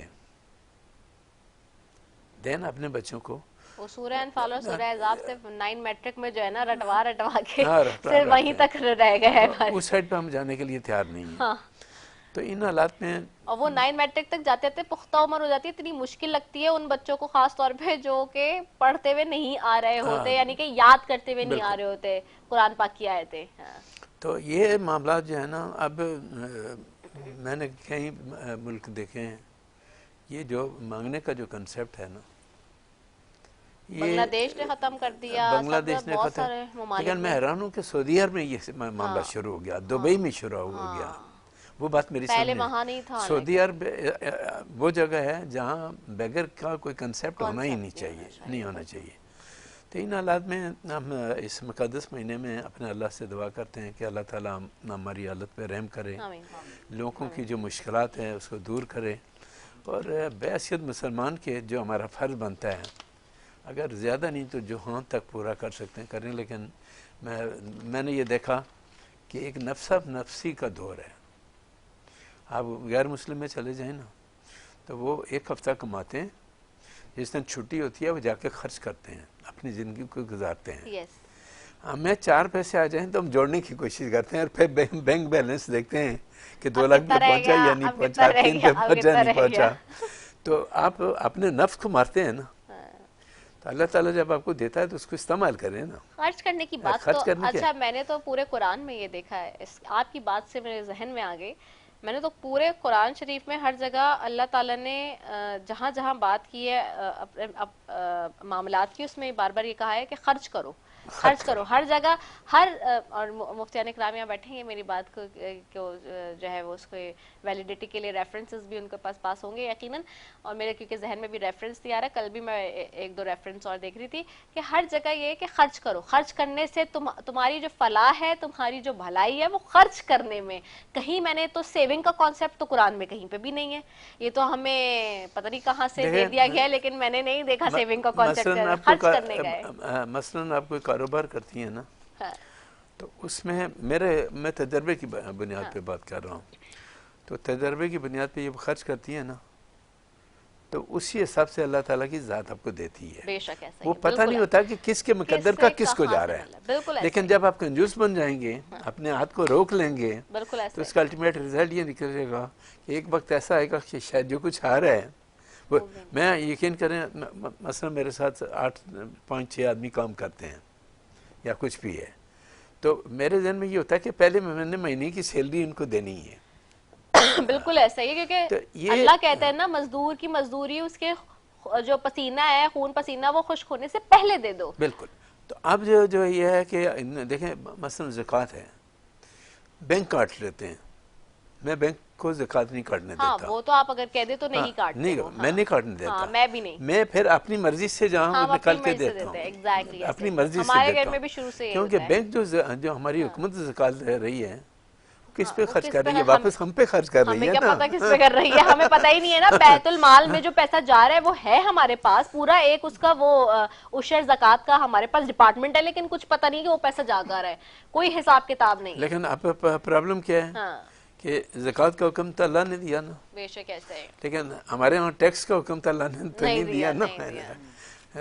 زکوٰۃ بھی دیں، انکم ٹیکس بھی دیں، بجلی کے بل میں بھی ٹیکس دیں، ہر کسی سیل ٹیکس بھی دیں، وہ تو صابن پھر لے تو اس آپ میں بھی جو ٹیکس کما ہے. رہے ہیں وہ جائے گا کہاں؟ ہاں اور جب آپ سال کا ریٹرن بھرتے ہیں، صحیح اگر آپ نے غلط کام کیا پکڑا لگ گیا کہ صحیح. تم نے ٹیکس پورا نہیں دیا، صحیح. تو اس کی وجہ سے پورا جو سوسائٹی جو ہے نا وہ کرپشن کی طرف جا رہی ہے، بہتری کی طرف نہیں جا رہی ہے. بالکل ایسا ہے، تو بالکل اللہ ایسا تعالیٰ ہماری ذات پہ رحم کرے، اور میں مسلمانوں کے لیے دعا کرتا ہوں. لیکن میں یہ کہتا ہوں، دونوں ہمارے نوجوان علم دین ہیں، میں ایک ضرور یہ کہتا ہوں کہ میں نے ایک دن ریجنٹ پلازا میں ایک بڑا فنکشن تھا علماء کرام کا، تو میری باری پہلے آئی، تو میں نے کہا مجھے سمپل یہ بتا دیں، اللہ ایک، قرآن ایک، میرا آخری نبی ایک. تو یہ جو آپ ہم مختلف گروپوں میں تقسیم ہیں، یہ دیوبندی ہے، یہ اہل حدیث ہے، میں نے کہا آپ علماء کرام یہ تفریق آپ نے کیوں کی ہوئی، اس تفریق کو ختم کیوں نہیں کرتے؟ بعض صاحب مولانا نے میری بات کو ڈس لائک کیا، لیکن میں اپنے مزاج کے اب وہ مطابق تو میں نے دیکھیں نا، ابھی ہم نشانیوں کی باتیں کر رہے ہیں نا، آج ہم قرب قیامت کی نشانیوں اور اس پہ بات کر رہے ہیں، تو اس میں ہے نا کہ قیامت کے نزدیک 72 فرقے ہوں گے مسلمانوں کے. آج میں نے اپنے انٹرو میں اسی پہ پوری بات کی ہے، یہ جو بھی آپ بات کر رہے ہیں نا، پوری انٹرو میں ابتدائیہ میں اسی پہ بات کی کہ یہ جو اس وقت یہودی اور صہیونی سارے اپنی تیاریوں میں لگے ہوئے، اور ہمارے یہاں فرقے بٹے جا رہے ہیں، بٹے جا رہے ہیں، بٹے جا رہے ہیں. اور ہر آدمی اپنے حساب سے تبلیغ کرتا ہے، اپنے حساب سے. یہ تو بالکل ایسے میں اس کی مثال اس طرح دیتا ہوں کہ قانون تو ہے نا، لیکن جب ہم کورٹ میں جاتے ہیں تو ہم جو آرگومنٹ کرتے ہیں ڈیفرنٹ وے میں معاملات کو گھماتے ہیں نا. تو علماء دین بھی آپ یہ بتاتے ہیں with great respect to my two brothers, Tahir ul-Qadri صاحب زمان پارک کے متعلق رٹ رونا اور خون، جس دن سے حکومت آئی ایک نئی پولیٹیکل، وہ بھی ختم ہو گئی. طاہر القادری صاحب کو کہیں دیکھا ہے آپ نے؟ وہ اربپتی بندہ ہے، دنیا میں بیٹھا ہوا آرام کر رہا ہے. تو میں یہ کہتا ہوں کہ مذہب کے اندر جو تفریق کا سلسلہ ہے نا، میں علماء کرام سے اسپیشلی اور آج آپ کے اس پروگرام کے حوالے سے بھی کہتا ہوں کہ سب کچھ کریں. آپ عام آدمی کو پہلے ان چیزوں پہ لے جائیں جو فرض ہیں، اور وہ فرض کو پہچان لیں کہ ہمارے پہ کیا چیز فرض ہے. زکوٰۃ کس پہ فرض ہے؟ نماز، میرا کہنا یہ ہے کہ جو فرض نماز ہے، میں نے سعودی عرب میں دیکھا ہے کہ عربی جو جاتے ہیں وہ فرض پڑھتے ہیں، چلتے چلتے فرض پڑھے، 2 آدمی بھی ہے تو ایک آگے کھڑا ہو جاتا ہے، ایک پیچھے کھڑا ہو جاتا ہے، جماعت کرا کے نکل جاتے ہیں وہ. تو میں یہ کہتا ہوں کہ اللہ تعالیٰ اتنی بھی ایمان دے دے نا کہ جو فرض چیزیں ہم ان کو بھی پورا کر لیں، تو میں سمجھتا ہوں کہ بہت بڑی عبادت ہے. باقی اللہ تعالیٰ نے ایک سسٹم بنایا دنیا کا، اس سسٹم کے مطابق ہم نے چلنا ہی چلنا ہے. صحیح، بہت خوبصورت بات ہے یاسین صاحب، آپ نے ٹرانسمیشن کے حوالے سے کے اعتبار سے مطلب کی. اچھا ناظرین، میں قیامت کی نشانی کی بات کر رہی تھی، تو علماء کی طرف سے بتائی گئی ان پوری ہو جانے والی نشانیوں میں ایک نشانی اور بہت بڑی کورونا وائرس کی وبا کے حوالے سے بھی کہی جاتی ہے، جو کہ حالیہ دنوں میں پوری دنیا میں پھیلی. ٹیکنالوجی کا عروج، ایلن مسک کا اسپیس ایکس مشن کے تحت انسان کو کامیابی سے خلا میں پہنچانا، اور بھی دیگر اس میں شامل ہیں. اسی اعتبار سے سعودی عرب اور ایران کے علماء نے کورونا وائرس کے متعلق خبردار کرتے ہوئے کہا کہا کہ یہ قیامت کی نشانیوں میں سے ایک ہے۔ صحیح بخاری اور صحیح مسلم کی احادیث کا حوالہ دیتے ہوئے ان علماء کا کہنا ہے کہ قیامت کی نشانیوں میں یہ بھی ایک قیامت سے قبل ایک بہت بڑی وبا پھیلے گی اور پوری دنیا کو اپنے لپیٹ میں لے لے گی، اور ممکنہ طور پہ وہ کرونا وائرس جیسی بیماری ہو سکتی ہے۔ اسی طرح حدیث نبی صلی اللہ علیہ وسلم کے مطابق علامات قیامت یہ ہیں۔ حذیفہ بن سید سے غفاری بیان کرتے ہیں کہ نبی کریم صلی اللہ علیہ وسلم ہماری طرف متوجہ ہوئے، ہم اس وقت مذاکرہ کر رہے تھے، آپ نے پوچھا تم کس چیز کا ذکر کر رہے ہو؟ صحابہ نے کہا ہم قیامت کا ذکر کر رہے ہیں۔ آپ نے فرمایا قیامت اس وقت تک قائم نہیں ہوگی جب تک تم 10 علامتیں نہ دیکھ لو، جن میں دجال کا آنا، سورج کا مغرب سے طلوع ہونا، عیسیٰ بن مریم علیہ السلام کا نزول، یاجوج ماجوج آئیں گے، 3 بار زمین کا دھسنا، مشرق میں دھسنا، مغرب میں دھسنا، جزیرۃ العرب میں دھسنا، اور اس کی آخری علامت آگ ہوگی جو کہ ابھی جیسے مفتی صاحب بتا رہے تھے جو یمن سے اٹھے گی اور لوگوں کو ہانکتی ہوئی محشر کی طرف لے جائے گی۔ حضور اکرم صلی اللہ علیہ وآلہ وسلم نے فرمایا لوگوں قیامت سے پہلے ایک رمضان ایسا آئے گا جس میں ایک ایسی شدید آواز آئے گی اور دنیا میں کوئی نہیں جان سکے گا کہ وہ آواز کہاں سے آئی ہے۔ آپ صلی اللہ علیہ وآلہ وسلم نے فرمایا اگر رمضان میں ایسی آواز سنائی دے جس کا کوئی کھوج نہ لگایا جا سکے تو پھر 1 سال کا رزق اپنے گھر میں سمیٹ کر رکھ لینا، کیونکہ اس کے بعد آفتیں آنے لگیں گی۔ حضرت جابر رضی اللہ عنہ فرماتے ہیں کہ میں نے رسول اکرم صلی اللہ علیہ وآلہ وسلم کو یہ فرماتے ہوئے سنا ہے کہ میری امت میں ایک جماعت یوم قیامت تک سربلندی کے ساتھ حق کے لیے برسر پیکار رہے گی۔ اس سے معلوم ہوتا ہے کہ مومنین کی ایک ایسی جماعت ہے جو یوم قیامت تک زندہ رہے گی اور وہی جنگ لڑتی رہے گی دین اسلام کے حق کے لیے۔ اسی طرح سے ایران کے عالم علی رضا بنا حیان نے حتمی طور پر کہا ہے کہ بڑی وبا امام مہدی کی ظہور سے پہلی آئے گی، یعنی کہ جو ابھی ہم نے دیکھی۔ چنانچہ اگر کورونا وائرسی وبا ہوئی تو امام مہدی کا ظہور قریب تر ہو چکا ہے۔ اس سے کہا جاتا ہے جس کے کچھ عرصے بعد قیامت برپا ہو جائے گی۔ علماء کرام قرب قیامت کی ایک نشانی یہ بھی بتاتے ہیں کہ قیامت سے قبل ایک ایسا زمانہ آئے گا جس کا وقت بہت تیزی سے گزرے گا۔ چنانچہ علماء کا کہنا ہے کہ یہ نشانی بھی پوری ہو چکی ہے۔ انٹرنیٹ اور سوشل میڈیا آنے کے بعد سے دنیا اس قدر باہم مربوط اور منسلک ہو گئی ہے کہ کسی کو وقت کا احساس نہیں رہتا اور ایسا لگتا ہے کہ وقت پر لگا کر اڑ رہا ہے۔ اس نشانی کے متعلق حدیث پر بھی اپنی رائے دیتے ہوئے عالم دین شیخ ابن باز نے کہہ رکھا ہے کہ ایک وقت تک کہ خط ڈاک کے ذریعے بھیجے جاتے تھے، دوسرے شخص تک پہنچنے میں ہفتے اور مہینے لگتے تھے۔ اس سے پہلے مواصلات کے ذرائع اس سے بھی سست تھے، لیکن آج ان آن واحد یعنی کہ پیغامات ایک دوسرے سے دوسرے کونے تک آن لائن پہنچ رہے ہیں۔ چنانچہ اس حدیث کی روشنی میں دیکھا جائے تو یہ نشانی بھی پوری ہو چکی ہے۔ آج ٹیکنالوجی کے اس دور میں وقت اپنی اہمیت کھو چکا ہے، اور صحیح بخاری کی ایک حدیث کے مطابق قرب قیامت کی نشانی یہ بھی ہے کہ اقتدار غلط لوگوں کے ہاتھوں میں دے دیا جائے گا۔ علماء کرام اس نشانی کے متعلق کہتے ہیں کہ آج دنیا بھر کے ممالک کے حکمرانوں کی طرف دیکھیں تو صاف پتہ چلتا ہے کہ یہ نشانی بھی پوری ہو چکی ہے۔ صحیح بخاری میں ہی ایک اور نشانی بتائی گئی کہ قیامت سے قبل لوگ بلند ترین عمارتیں بنانے میں ایک دوسرے پر سبقت لے جانے کی کوشش کریں گے، اور آج ہم دیکھتے ہیں کہ وہی دور شروع ہو چکا ہے۔ دنیا بھر میں بلند و بالا عمارتیں کھڑی ہو چکی ہیں، اور جس ملک میں سب سے بلند ترین عمارت موجود ہے وہاں کے حکمران اور شہریوں سے فخر کا سبب گردانتے ہیں۔ ان جیسی دیگر کئی نشانیوں کے متعلق بھی علماء کا کہنا ہے کہ وہ پوری ہو چکی ہے اور اب امام مہدی کا ظہور اور قیامت قریب ہے۔ تو مزید علماء کرام کی طرف ہی جاؤں گی اور ان سے ہی جانوں گی۔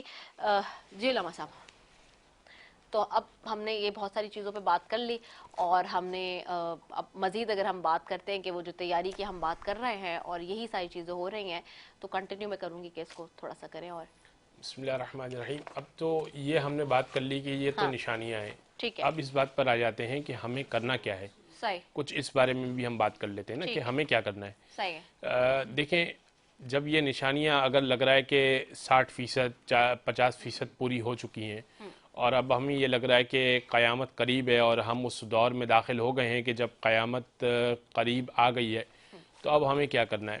جیسا کہ یاسین صاحب نے بھی کہا اور بہت ہی اچھی بات کہی، اور میں اس بات کو انڈوز کروں گا اور میں ان سے بالکل کوئی دو رائے نہیں رکھتا کہ اگر ہم مسلمانوں کو یہی سکھا دیں کہ یعنی یہ بتانے کے بجائے کہ یہاں تفریق ہے، فرق ہے، یہ بتا دیں کہ بھائی تم نماز پڑھ لو، تم روزہ رکھ لو، تم زکوٰۃ دے دو، تمہارے پاس مال جمع ہو چکا، حج کر کے آ جاؤ، اگر یہ واجبات اور فرائض کی ادائیگی ہی سمجھا دیں اور ہر مسلمان فقط و فقط فرائض کی ادائیگی شروع کر دے، یعنی جو اپنے اوپر فرائض ہیں، جو واجبات اپنے اوپر ہیں وہ شروع کر دے تو ایک اچھا مسلمان بن جائے گا.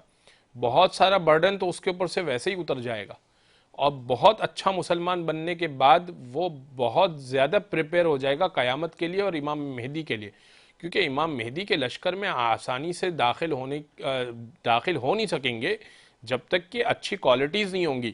لیکن دو لشکر بالکل سامنے کی بات ہے, ایک لشکر ہوگا دجال کا, ایک لشکر ہوگا امام مہدی کا. اگر امام مہدی قبول نہیں کریں گے تو پھر دجال کا لشکر آپ کو ایزیلی قبول کر لے گا.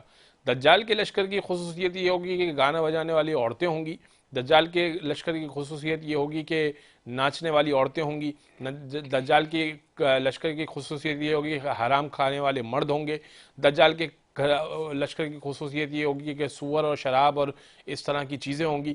تو اس طرح کے لوگ بے عمل لوگ ہی ہو سکتے ہیں. تو بے عمل لوگوں کا حصہ پھر دجال, یعنی وہ مسلمان جو بے عمل ہوں گے, چونکہ توبہ کا دروازہ بند ہو جائے گا. جب توبہ کا دروازہ بند ہو جائے گا تو امام مہدی کے لشکر میں تو وہ داخل ہو نہیں سکتے.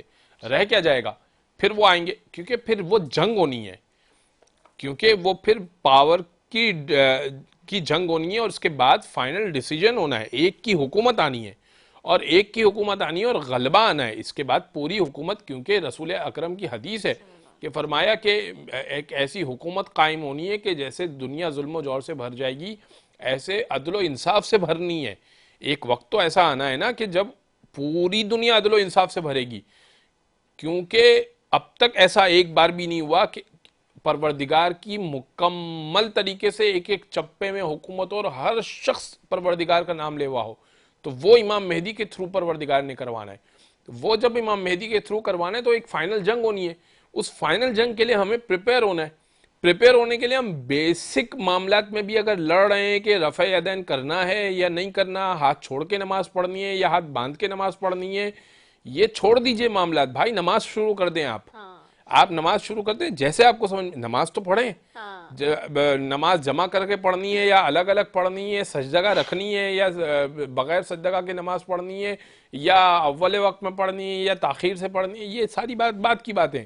آپ نماز پڑھنا شروع کر دیجئے, آپ حج کرنا شروع کر دیجئے, آپ زکوٰۃ نکالنا شروع کر دیجئے, آپ نیک کام کرنا شروع کر دیجئے. پریپیئر ہو جائیے امام مہدی کے لشکر کے لیے.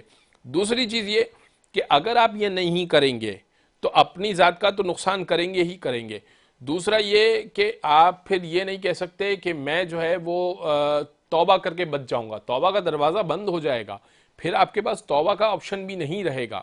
یعنی پھر وہ ایک پروردگار کی رحمت کا جو عنصر ہے کہ پروردگار جیسے ہی ظہور ہو جائے گا یا جیسے ہی وہ سلسلہ شروع ہو جائے گا, اب وہ ڈیسیجن میکنگ ہو گئی ہے. اب آپ نے اپنے آپ کو اوکے کر دیا ہے کہ ہاں میں کس کیٹیگری میں ہوں. اب آپ کہیں کہ اب تو میرے حق جب سامنے دکھ جاتا ہے نا, اس کے بعد اب آپ فیصلہ نہیں کر سکتے. فیصلے کا موقع ابھی ہے, فیصلہ آپ نے ابھی کرنا ہے, لہٰذا ابھی آپ اپنے آپ کو بہتر کر لیجئے. اور ابھی بہت اچھا موقع ہے, اس سے پہلے کہ آپ کو یہ جو آپ نے نشانی بتائی کہ رمضان میں ایک بہت بڑی چیخ سنائی دے اور جس کا کوئی کھوج نہ لگا سکے اور پھر آفتیں آنا شروع ہو جائیں, اس سے پہلے کہ ہو سکتا ہے کہ اسی رمضان میں ابھی 3-4 دن باقی ہیں, کوئی چیخ سنائی دے اور 1 سال بعد قیامت کے آثار شروع ہو جائیں, اس سے پہلے ہی انسان اسی ٹرانسمیشن میں اپنے آپ کو, اگر جو سننے والے ہیں اور خود میری ذات کے لیے میں اپنی اصلاح کر لیں, اپنے آپ کو تیار کر لیں. بے شک, بہت خوبصورت بات آپ نے کی, بالکل ایسا ہی ہے. میں مفتی رانا ساجد محمود صاحب کی طرف بھی جاؤں گی. اچھا مفتی صاحب, یہ بہت اچھی ایک بات, ایک نئی بات بھی بتائیے. اچھا خیر, ہم نئی مطلب ٹرانسمیشن میں بھی جو ہم بات کر رہے ہیں اس میں ویسے ہمیں یہ اس بات کا ادراک ہے اور معلوم بھی ہے. یہ تو ہونا ہے کہ امام مہدی آئیں گے, حضرت عیسیٰ علیہ السلام آئیں گے, اور اس وقت پوری دنیا میں یہی بات کہی جاتی ہے, ابھی جیسے علامہ صاحب نے بتائی کہ اسلام کا بول بالا ہوگا اور کونے کونے میں چپے چپے تک اسلام پھیل چکا ہوگا اور نافذ ہوگا اس وقت, کیونکہ ایک وقت ایسا آنا ہے. اچھا, لیکن ایک نشانی ہم یہ سنتے ہیں کہ قیامت کی جو آخری نشانیوں میں, جیسے ابھی وہ ہمیں تو خیر پہلے سے پتہ ہے, ہمارے تو قرآن میں لکھا ہے, لیکن ابھی وہ سم کارٹون کی بہت زیادہ بات چلتی ہے. میں اس لیے اس وقت عصر حاضر کی چیزوں کو بھی ریلیٹ کر رہی ہوں, کیونکہ لوگوں کو تھا کہ تھوڑا ہماری باتوں میں دلچسپی رہے اور ان کی اس سے کنیکٹیوٹی رہے. تو وہ اس میں اس دکھا رہے تھے کہ آخری دور میں تو بالکل ایسا ہوگا کہ کوئی مذہب کا نام لینے والا نہیں ہوگا. یہ ہم سنتے ہیں کہ اسلام بالکل ختم ہو جائے گا, اپنے اینڈ پر ہوگا, اور پھر اس کے بعد جو آخری میں جو لوگ بچے ہوں گے, ہاں ان سے پہلے جو مسلمان بچے ہوں گے, اللہ تعالیٰ ان کو اٹھا لیں گے. ٹھیک ہے, تو یہ جو دور ہوگا یہ والا، یہ جو امام مہدی اور حضرت عیسیٰ علیہ السلام اور پھر وہ والا دور، ان دونوں کے درمیان کتنا کوئی ڈفرینس ہوگا، کتنے کوئی سالوں کا یا صدی کا، یا کوئی کتنا کوئی اندازہ ہے ہمیں اس بات کا، کوئی مشاہدہ ہم کر پاتے ہیں کیا کہیں سے؟ جی بسم اللہ الرحمن الرحیم. میں عرض کروں کہ آقا دو جہاں صلی اللہ علیہ وسلم نے احادیث مبارکہ کے اندر جو نشانیاں بیان فرمائی ہیں ان کا تسلسل ہے، اور بالکل یہ بات بھی اپنی جگہ پر بجا ہے کہ حضرت عیسیٰ علیہ الصلوۃ والتسلیم کا جب ظہور ہوگا اور اس وقت دجال موجود ہوگا اس دنیا کے اندر، دجال اپنی افراتفری پھیلا رہا ہوگا، غنڈہ گردی چل رہی ہوگی اس کی. حضرت عیسیٰ علیہ السلام جب تشریف لے کر آئیں گے تو دجال کا پیچھا کریں گے، دجال حضرت عیسیٰ علیہ السلام کو دیکھ کر بھاگے گا، آپ اس کے پیچھا کر کے اس کو خنجر ماریں گے، وہ مر جائے گا وہاں پر. ہاں بالکل ایسے. اس کے فوراً بعد یاجوج ماجوج اور یاجوج ماجوج کا جو ذکر ہے قرآن پاک میں، وہ قوم آئے گی. حضرت عیسیٰ علیہ السلام اللہ تعالیٰ سے دعا کریں گے، ان کے گردن میں کیڑے پڑیں گے، وہ مر جائیں گے سارے کے سارے. یہ انتہائی اختصار کے ساتھ بتا رہا ہوں، یہ ٹائم ٹیکنگ ہے ساری چیزیں. ہاں بالکل ایسے. وہ جب مر جائیں گے تو اتنا تعفن اور اتنی بدبو پوری روئے زمین کے اوپر پھیل چکی ہوگی. اللہ تعالیٰ سے پھر دعا کریں گے باری تعالیٰ کرم فرما مسلمانوں کے اوپر. آسمان سے پرندے آئیں گے، ان کی لاشوں کو اٹھا اٹھا کے جہاں اللہ چاہے گا وہاں لے جائیں گے ان کو. اوکے. آسمان سے بارش برسے گی، پوری زمین دھل کے پاک اور صاف ہو جائے گی. اس کے بعد یہ سب ہونا ہے ابھی دنیا میں، یہ حقیقت کی بات ہوئی ہے، کوئی کہانی نہیں ہے. ایگزیکٹلی بالکل. بسا اوقات ہم سنتے ہیں، ہم سمجھتے شاید پتہ نہیں کس دنیا کی بات ہو رہی ہے، یہ بالکل اسی دنیا کی. اس کے بعد دنیا کے اندر حضرت عیسیٰ علیہ الصلوۃ والتسلیم کی موجودگی کے اندر یہ وہ دور ہوگا کہ جس دور کے اندر بکری اور شیر ایک گھاٹ پر پانی پئیں گے، یعنی عدل و انصاف کا بول بالا ہوگا. اور مال و دولت کے اندر اتنی برکت ہوگی، اتنی برکت کہ ایک انار جو ہے پورے خاندان والوں کو کفایت کرے گا. ایک گائے کا دودھ یا ایک بھینس کا دودھ پورے خاندان والے کو کفایت کرے گا. اتنی برکت ہوگی، اتنی برکت. دیکھیں قیامت کی نشانیاں یہ جو بیان کی ہے نا، اس کے بعد آپ نے کہا کہ وہ دور کہ جس میں ہم سنتے ہیں کہ بھئی غیر مسلم ہوں گے. حضرت عیسیٰ علیہ الصلوۃ والتسلیم اس دنیا میں جب تشریف لے آئیں گے، آپ کی شادی ہوگی، اہل و عیال ہوں گے، سب ہوں گے. اس کے بعد جب اس دنیا فانی سے پردہ فرما چکیں گے تو قیامت قائم ہونے سے 40 برس تک ایک ایسا وقت آئے گا کہ انسانوں کو بچے پیدا ہونا بند ہو جائیں گے. 40 سال قبل 40 سال قبل کوئی بچہ اس دنیا میں پیدا نہیں ہوگا. اب یہ سلسلہ چل نکلا ہے، اب یہاں دنیا ختم ہونے کی طرف جا رہی ہے، کوئی بچہ پیدا نہیں ہوگا. جب قیامت قائم ہونے والی ہوگی، اس وقت جب وقت آ چکا ہوگا، حضرت اسرافیل علیہ السلام جو سور لے کر ہاتھ میں کھڑے ہیں، پھونکنے کے منتظر ہیں کہ اللہ کی طرف سے حکم ہو تو میں پھونکوں. اس وقت تمام لوگ جتنے بھی ہوں گے 40 سال سے کم عمر کا کوئی نہیں ہوگا. غیر مسلم جتنے ہوں گے وہ بھی موجود ہوں گے، مسلم جو ہوں گے وہ بھی موجود ہوں گے. ظاہر سی بات ہے یہ جب مسلمان ہوں گے اس کے بعد آگے چل کے کچھ گمراہ بھی ہو جائیں گے. اس وقت اللہ تعالیٰ کی طرف سے ہوا کو حکم ہوگا، ایک ایسی خوشبودار ہوا چلے گی جو مسلمانوں کے بغلوں کے نیچے سے گزرے گی، اور اس کو سونگھ کر مسلمان لوگوں کو موت آ جائے گی، وہ انتقال کر جائیں گے، وہ اس دنیا فانی سے کوچ کر جائیں گے. اب رہ جائیں گے اس میں صرف اور صرف کافر لوگ. اچھا، دنیا اپنے معاملات کے حساب سے چل رہی ہے. صبح ہوگی، ہر بندہ اپنے کام کاج میں مصروف ہوگا، کوئی کھیتی باڑی کر رہا ہوگا، کوئی ہل چلا رہا ہوگا، کوئی دفتر کا کام کر رہا ہوگا، کوئی کچھ کر رہا ہوگا. یہ کام جیسے شروع ہوں گے، اچانک ایک باریک سی چیخ کی آواز آنا شروع ہوگی. حدیث مبارکہ میں ذکر ہے، قرآن پاک میں ذکر ہے، وہ ایسی آہستہ آہستہ چیخ کی آواز ہوگی کہ آہستہ آہستہ بلند ہوتی چلی جائے گی. پہلے لوگ اگنور کریں گے اس کو، لیکن وہ جوں آواز بلند ہوتی چلی جائے گی، وہ اس قدر بلند ہو جائے گی لوگ اپنے کانوں کے اندر انگلیاں ٹھونسیں گے اس آواز سے بچنے کے لیے، لیکن نہیں بچ پائیں گے. اور بلند ہوگی، اس آواز کے بلند ہونے سے زمین لرزنے لگ جائے گی، پہاڑ لرزیں گے، یہاں تک کہ انسانوں کے دل لرزیں گے، اور اس آواز کی وجہ سے لوگوں کے دل پھٹنا شروع ہو جائیں گے، اور لوگ وہیں پہ گر کے مرنا شروع ہو جائیں گے. پہاڑ اپنی جگہ سے ہلیں گے اور اس طرح اڑنا شروع ہوں گے جیسے روئی کے گولے اڑتے ہیں. آسمان سے چاند اور ستارے ٹوٹ ٹوٹ کر زمین پر گریں گے، زمین کے اوپر سارا معاملہ تہس نہس ہو جائے گا. یہ قیامت کی نشانی ہے جن کا ذکر اللہ تعالیٰ نے سورہ تکویر کے اندر فرمایا، سورہ زلزال کے اندر فرمایا. یہ سب کچھ جب ٹوٹ پھوٹ کے ختم ہو جائے گا، سور پھونکنا جب بند ہو جائے گا، اللہ رب العزت پھر خطاب فرمائے گا، لمن الملک اليوم للہ الواحد القہار. رب فرمائے گا، خطاب کرے گا، کون ہے وہ کہ جس کی بادشاہی ہے آج کے دن؟ کہاں ہیں وہ بڑے بڑے بادشاہ جو اپنے آپ کو خدا مانتے تھے؟ آج کے دن کس کی بادشاہت ہے؟ اچھا میں یہ عرض کرتا چلوں کہ جو سور پھونکا جائے گا حضرت اسرافیل علیہ السلام خود بھی اس سور پھونکنے کی وجہ سے ختم ہو چکے ہوں گے، تمام فرشتے ختم ہو چکے ہوں گے، صرف اور صرف اللہ کی ذات باقی رہے گی۔ اور پھر رب فرمائے گا لمن الملک اليوم، آج کے دن بادشاہت کس کی ہے؟ پھر خود رب ارشاد فرمائے گا للہ الواحد القہار، بے شک اللہ قہار ہے، اسی کے لیے بادشاہت ہے۔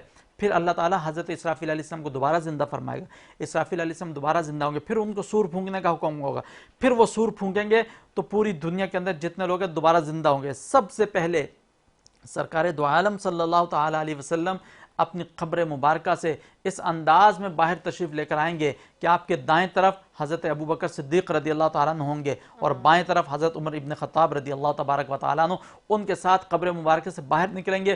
پھر جنت البقیع کے لوگ باہر آئیں گے اور اس کے بعد پھر آہستہ آہستہ پوری دنیا کے لوگ جو ہیں وہ اپنی اپنی قبروں سے اٹھیں گے۔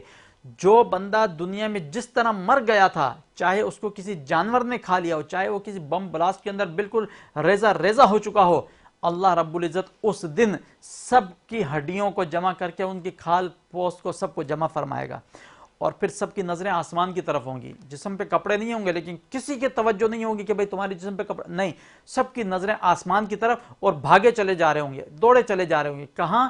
کہ اللہ رب العزت انہیں میدان محشر میں جمع فرمانا ہے۔ ہر ایک کے اوپر اتنی افراتفری طاری ہوگی کہ اگر کسی سے اپنے بیٹے کی ملاقات ہو جائے گی تو اس سے جان چھڑائے گا، ماں کی اپنے بیٹے سے ملاقات ہو جائے گی ماں جان چھڑائے گی، بہن بھائی ایک دوسرے سے بھاگیں گے، رشتہ دار ایک دوسرے سے بھاگیں گے۔ میدان محشر، اس دنیا کے اندر ہم رہتے ہیں 60 سال 70 سال کی زندگی ہے، لیکن محشر کا یہ میدان، اس دن کا جو دن ہوگا وہ 50,000 سال کا ہوگا۔ سورج آسمان سے سوا نیزے پر بلا لیا جائے گا، سوا نیزے پر زمین تانبے کی ہو جائے گی اور اس تانبے کو اتنا شدید گرم کر دیا جائے گا کہ انسان پسینے سے ڈوب رہا ہوگا۔ ہر بندہ اپنے گناہوں کے مطابق پسینے میں ڈوبے گا، کوئی ٹخنوں تک، کوئی گھٹنوں تک، کوئی ناف تک، کوئی سینے تک، اور کوئی اپنے پسینے میں اس قدر ڈوبا ہوا ہوگا جس طرح جانور کو لگام ڈالی جاتی ہے اس طریقے سے۔ لیکن یاد رکھیے گا، جو مومن ہوگا، جو مسلمان ہوگا، جس نے دنیا کے اندر رہتے ہوئے تمام لوگوں کے حقوق ادا کیے ہوں گے، اللہ اور اس کے رسول کے حقوق ادا کیے ہوں گے اور دین اسلام پر صحیح معنوں میں چلا ہوگا، اس کو اس دن بھی کسی قسم کی کوئی پریشانی نہیں ہوگی۔ اس دن حلق سوکھ کے کانٹا ہو چکے ہوں گے، لیکن سرکار دو عالم صلی اللہ علیہ وسلم سے جو سورہ کوثر میں اللہ رب العزت نے وعدہ فرمایا کہ انا اعطیناک الکوثر فصلی لربک وانحر ان شانئک هو الابتر، اے محبوب ہم نے آپ کو خیر کثیر عطا فرمایا، حوض کوثر عطا فرمایا۔ اس دن حوض کوثر کی ملکیت سرکار دو عالم صلی اللہ علیہ وسلم کے پاس ہوگی، اور حوض کوثر کی خاص بات یہ ہوگی کہ اس 50,000 سال والے دن جس کسی کو حوض کوثر سے اگر ایک پیالہ بھی پانی کا مل گیا تو وہ پانی پینے کے بعد دوبارہ جنت میں داخل ہونے تک اس کو پیاس نہیں لگے گی، جنت میں داخل ہونے تک دوبارہ وہ پیاسا نہیں ہوگا۔ لیکن حوض کوثر بھی ان لوگوں کو ملے گا، آپ ان کو جنہوں نے سرکار دو عالم صلی اللہ علیہ وسلم سے محبت کی ہوگی، آپ کے فرامین پر عمل کیا ہوگا، صحیح معنوں میں چلا ہوگا، اور پھر حساب کتاب ہوگا۔ پھر پل صراط ہے، پل صراط سے لوگوں کو گزر گزر کے جہنم کے اوپر جو پل ہے، جو تلوار سے زیادہ تیز، بال سے زیادہ باریک، اس کے اوپر سے گزرنا ہوگا۔ اللہ اللہ، یہ وہ مقام ہے کہ گناہوں میں لتھڑے ہوئے ہم لوگ کس طریقے سے اس کے اوپر سے گزر سکیں گے۔ آج کے دن جیسے علامہ صاحب نے فرمایا اور وکیل صاحب نے فرمایا، آج کے دن اگر ہم تیاری کر لیں، ہر بندہ اپنا محاسبہ کر لے، فرائض و واجبات کی ادائیگی کر لے اور اپنے رب کو راضی رکھ لے، یاد رکھیے گا اس شخص کے لیے پل صراط کے اوپر سے گزرنا کوئی مشکل نہیں۔ فرمایا اس کے لیے پل صراط سے گزرنا ایسا ہوگا جیسے عصر کی نماز میں جتنا وقت لگتا ہے انسان کو، اتنے سے وقت کے اندر وہ پل صراط کو کراس کر لے گا، اور پل صراط کو جس نے کراس کر لیا اس کے بعد ابدی زندگی ہے۔ جب جنتیوں کو جنت میں رب نامہ اعمال عطا فرمانے کے بعد داخل فرما دے گا، جہنمیوں کو جہنم میں داخل فرما دے گا، اس کے بعد ملک الموت یعنی موت کو بلایا جائے گا اور اسے بیچ میں رکھ کے سب کے سامنے اسے ذبح کر دیا جائے گا، اور اعلان ہوگا اللہ رب العزت کی طرف سے، موت کو میں نے ختم کر دیا، آج کے بعد جنتیوں تمہیں خوشخبری ہو، تم ہمیشہ ہمیشہ جنت میں رہو گے، تمہیں موت نہیں آئے گی۔ جہنمیوں تمہیں بربادی ہو تمہارے لیے، اور تمہیں وعید ہو کہ ہمیشہ ہمیشہ تم جہنم میں رہو گے اپنے گناہوں کے سبب، جس کے جتنے گناہ ہیں، ہاں گناہوں کی سزا کاٹ لی تو رب اپنی رحمت سے انہیں اٹھا کر جنت میں داخلہ عطا فرما دے گا، لیکن جو ابدی جہنمی ہیں خالدین فیہا جن کے متعلق فرما دیا گیا، ان کے لیے یہ گویا کہ بری خبر سنائی جائے گی کہ اب تمہیں موت نہیں آئے گی، جہنم کے اندر رہ کر تم اگر خودکشی بھی کرنا چاہو گے تو تم خودکشی نہیں کر سکتے۔ یہ وہ حقیقتیں ہیں کہ جنہیں ہم علماء کرام سے سنتے ہیں، لیکن کہانی کے طور پر میں یہ بتانا چاہوں گا آج کے اس ٹرانسمیشن کے وسیلے سے کہ یہ کہانیاں نہیں ہیں، یہ قصے نہیں، یہ حقیقت ہے، یہ اٹل فیصلہ ہے رب ذوالجلال کا۔ آج ہم اس دنیا کے اندر بیٹھے ہوئے ہیں، مرنے کے بعد جب دوبارہ اٹھیں گے تو یہ دنیا ہمیں ایک خواب محسوس ہوگی، ایسا لگے گا جیسے ہم نے کوئی خواب دیکھا اور ہماری آنکھ کھل گئی، اور خواب ہوگا بھی کیوں نہیں، کیونکہ 60 سال 70 سال ہم یہاں دنیا میں زندگی گزار کر جا رہے ہیں، تو صرف ایک حساب کتاب کا جو دن ہوگا وہ 50,000 سال کا دن ہوگا، بالکل ایسا ہی ہے، تو پھر تو خواب لگے گی۔ بالکل ایسے ہی۔ اللہ رب العزت کی بارگاہ میں دعا ہے کہ مالک و مولا ہمیں دنیا میں جو تو نے ساعتیں عطا فرمائیں، سانسیں عطا فرمائیں، رمضان کا مہینہ عطا فرمایا، مالک و مولا اس میں ہمیں آخرت کی تیاری کرنے کی توفیق عطا فرما۔ آمین، اللہ آمین۔ مفتی صاحب آپ نے بالکل ایسے حقیقت کے اوپر سے آنکھیں کھولی ہیں جو واقعی ہم عام مرہ کی زندگی میں، روزمرہ کی زندگی میں بھلا بیٹھے ہیں، اور ہم روزانہ دیکھ رہے ہیں لوگ کس طرح غرور اور تکبر کے ساتھ لوگوں کے ساتھ ظلم، بربریت اور زیادتیاں کرتے پھر رہے ہیں۔ ان کو یہ باتیں یاد نہیں ہیں۔ اگر یہ بات یاد ہو، یہ موت کا منظر، اگر یہ ہر شخص اگر روزانہ ایک مرتبہ یہ بات سن لے، موت کا منظر پڑھ لے ایک دفعہ، تو میرے خیال سے جو حالات اس وقت ہیں وہ اس سے پیچھے ہٹ جائے گا۔ بلا شبہ کوئی بھی ایسا شخص جو ظالم ہو، جو ظلم کر رہا ہو، جو ناانصافی کر رہا ہو، جو عادل نہ ہو، جو سب کسی کے ساتھ غلط کر رہا ہو، جو کوئی غلط شیطانی دماغ رکھتا ہو، وہ اگر یہ سن لے تو یقینی طور پہ وہ اس سب چیزوں سے پیچھے ہٹ جائے فوراً سے، فوراً اس کے دل کانپے، اس کا دماغ کانپے، اس کی روح کانپے کہ میں کیا کرنے جا رہا ہوں۔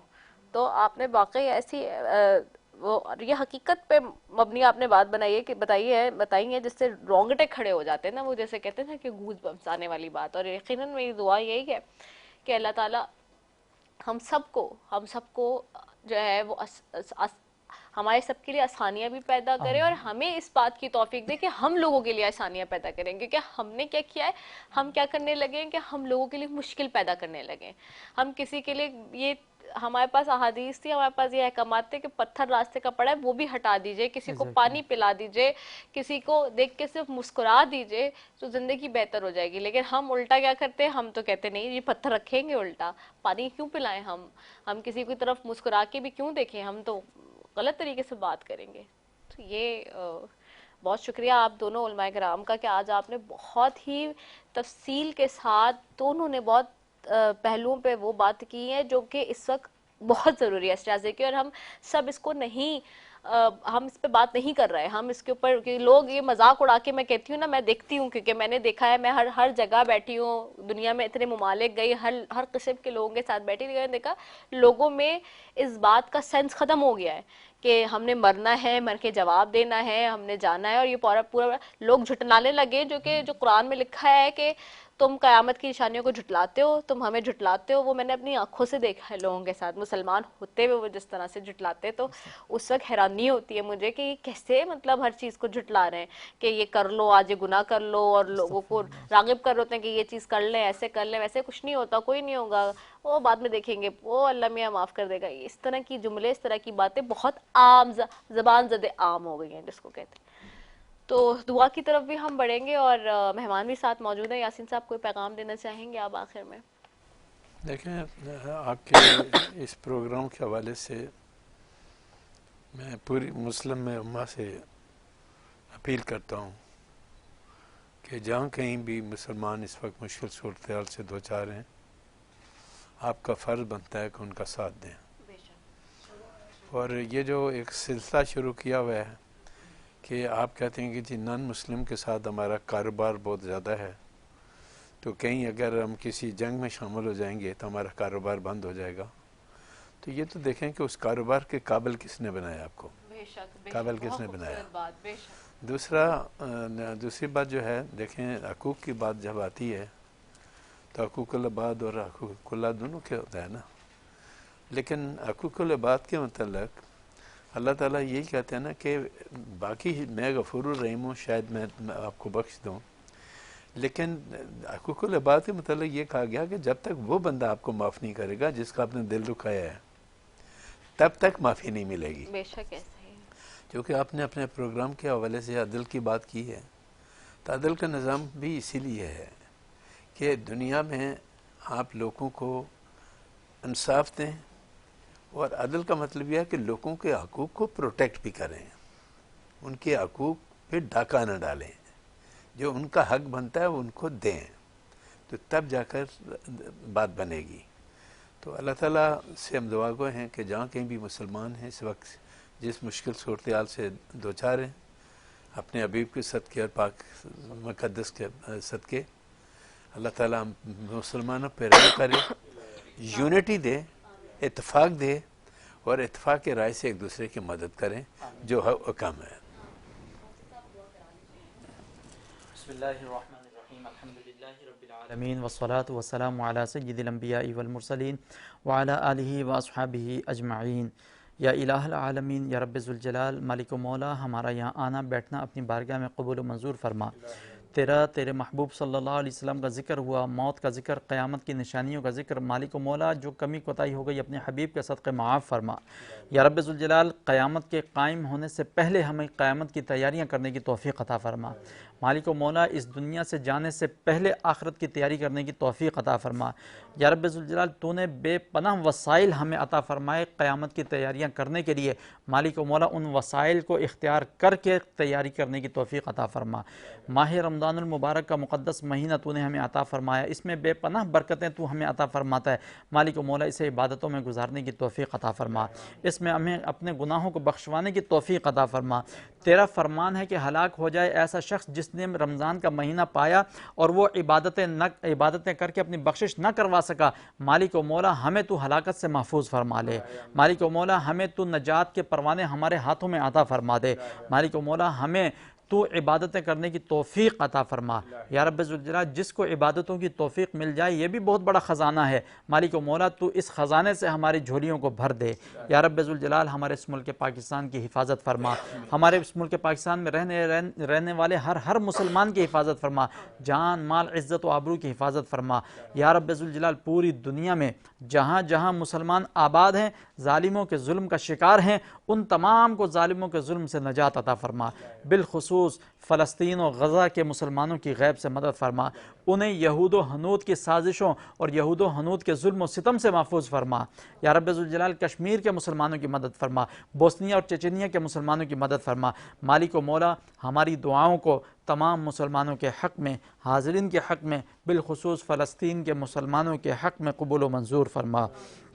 اللهم ربنا تقبل منا إنك أنت السميع العليم وتب علينا إنك أنت التواب الرحيم. وصلى الله تعالى على خير خلقه محمد وآله وأصحابه أجمعين برحمتك يا أرحم الراحمين.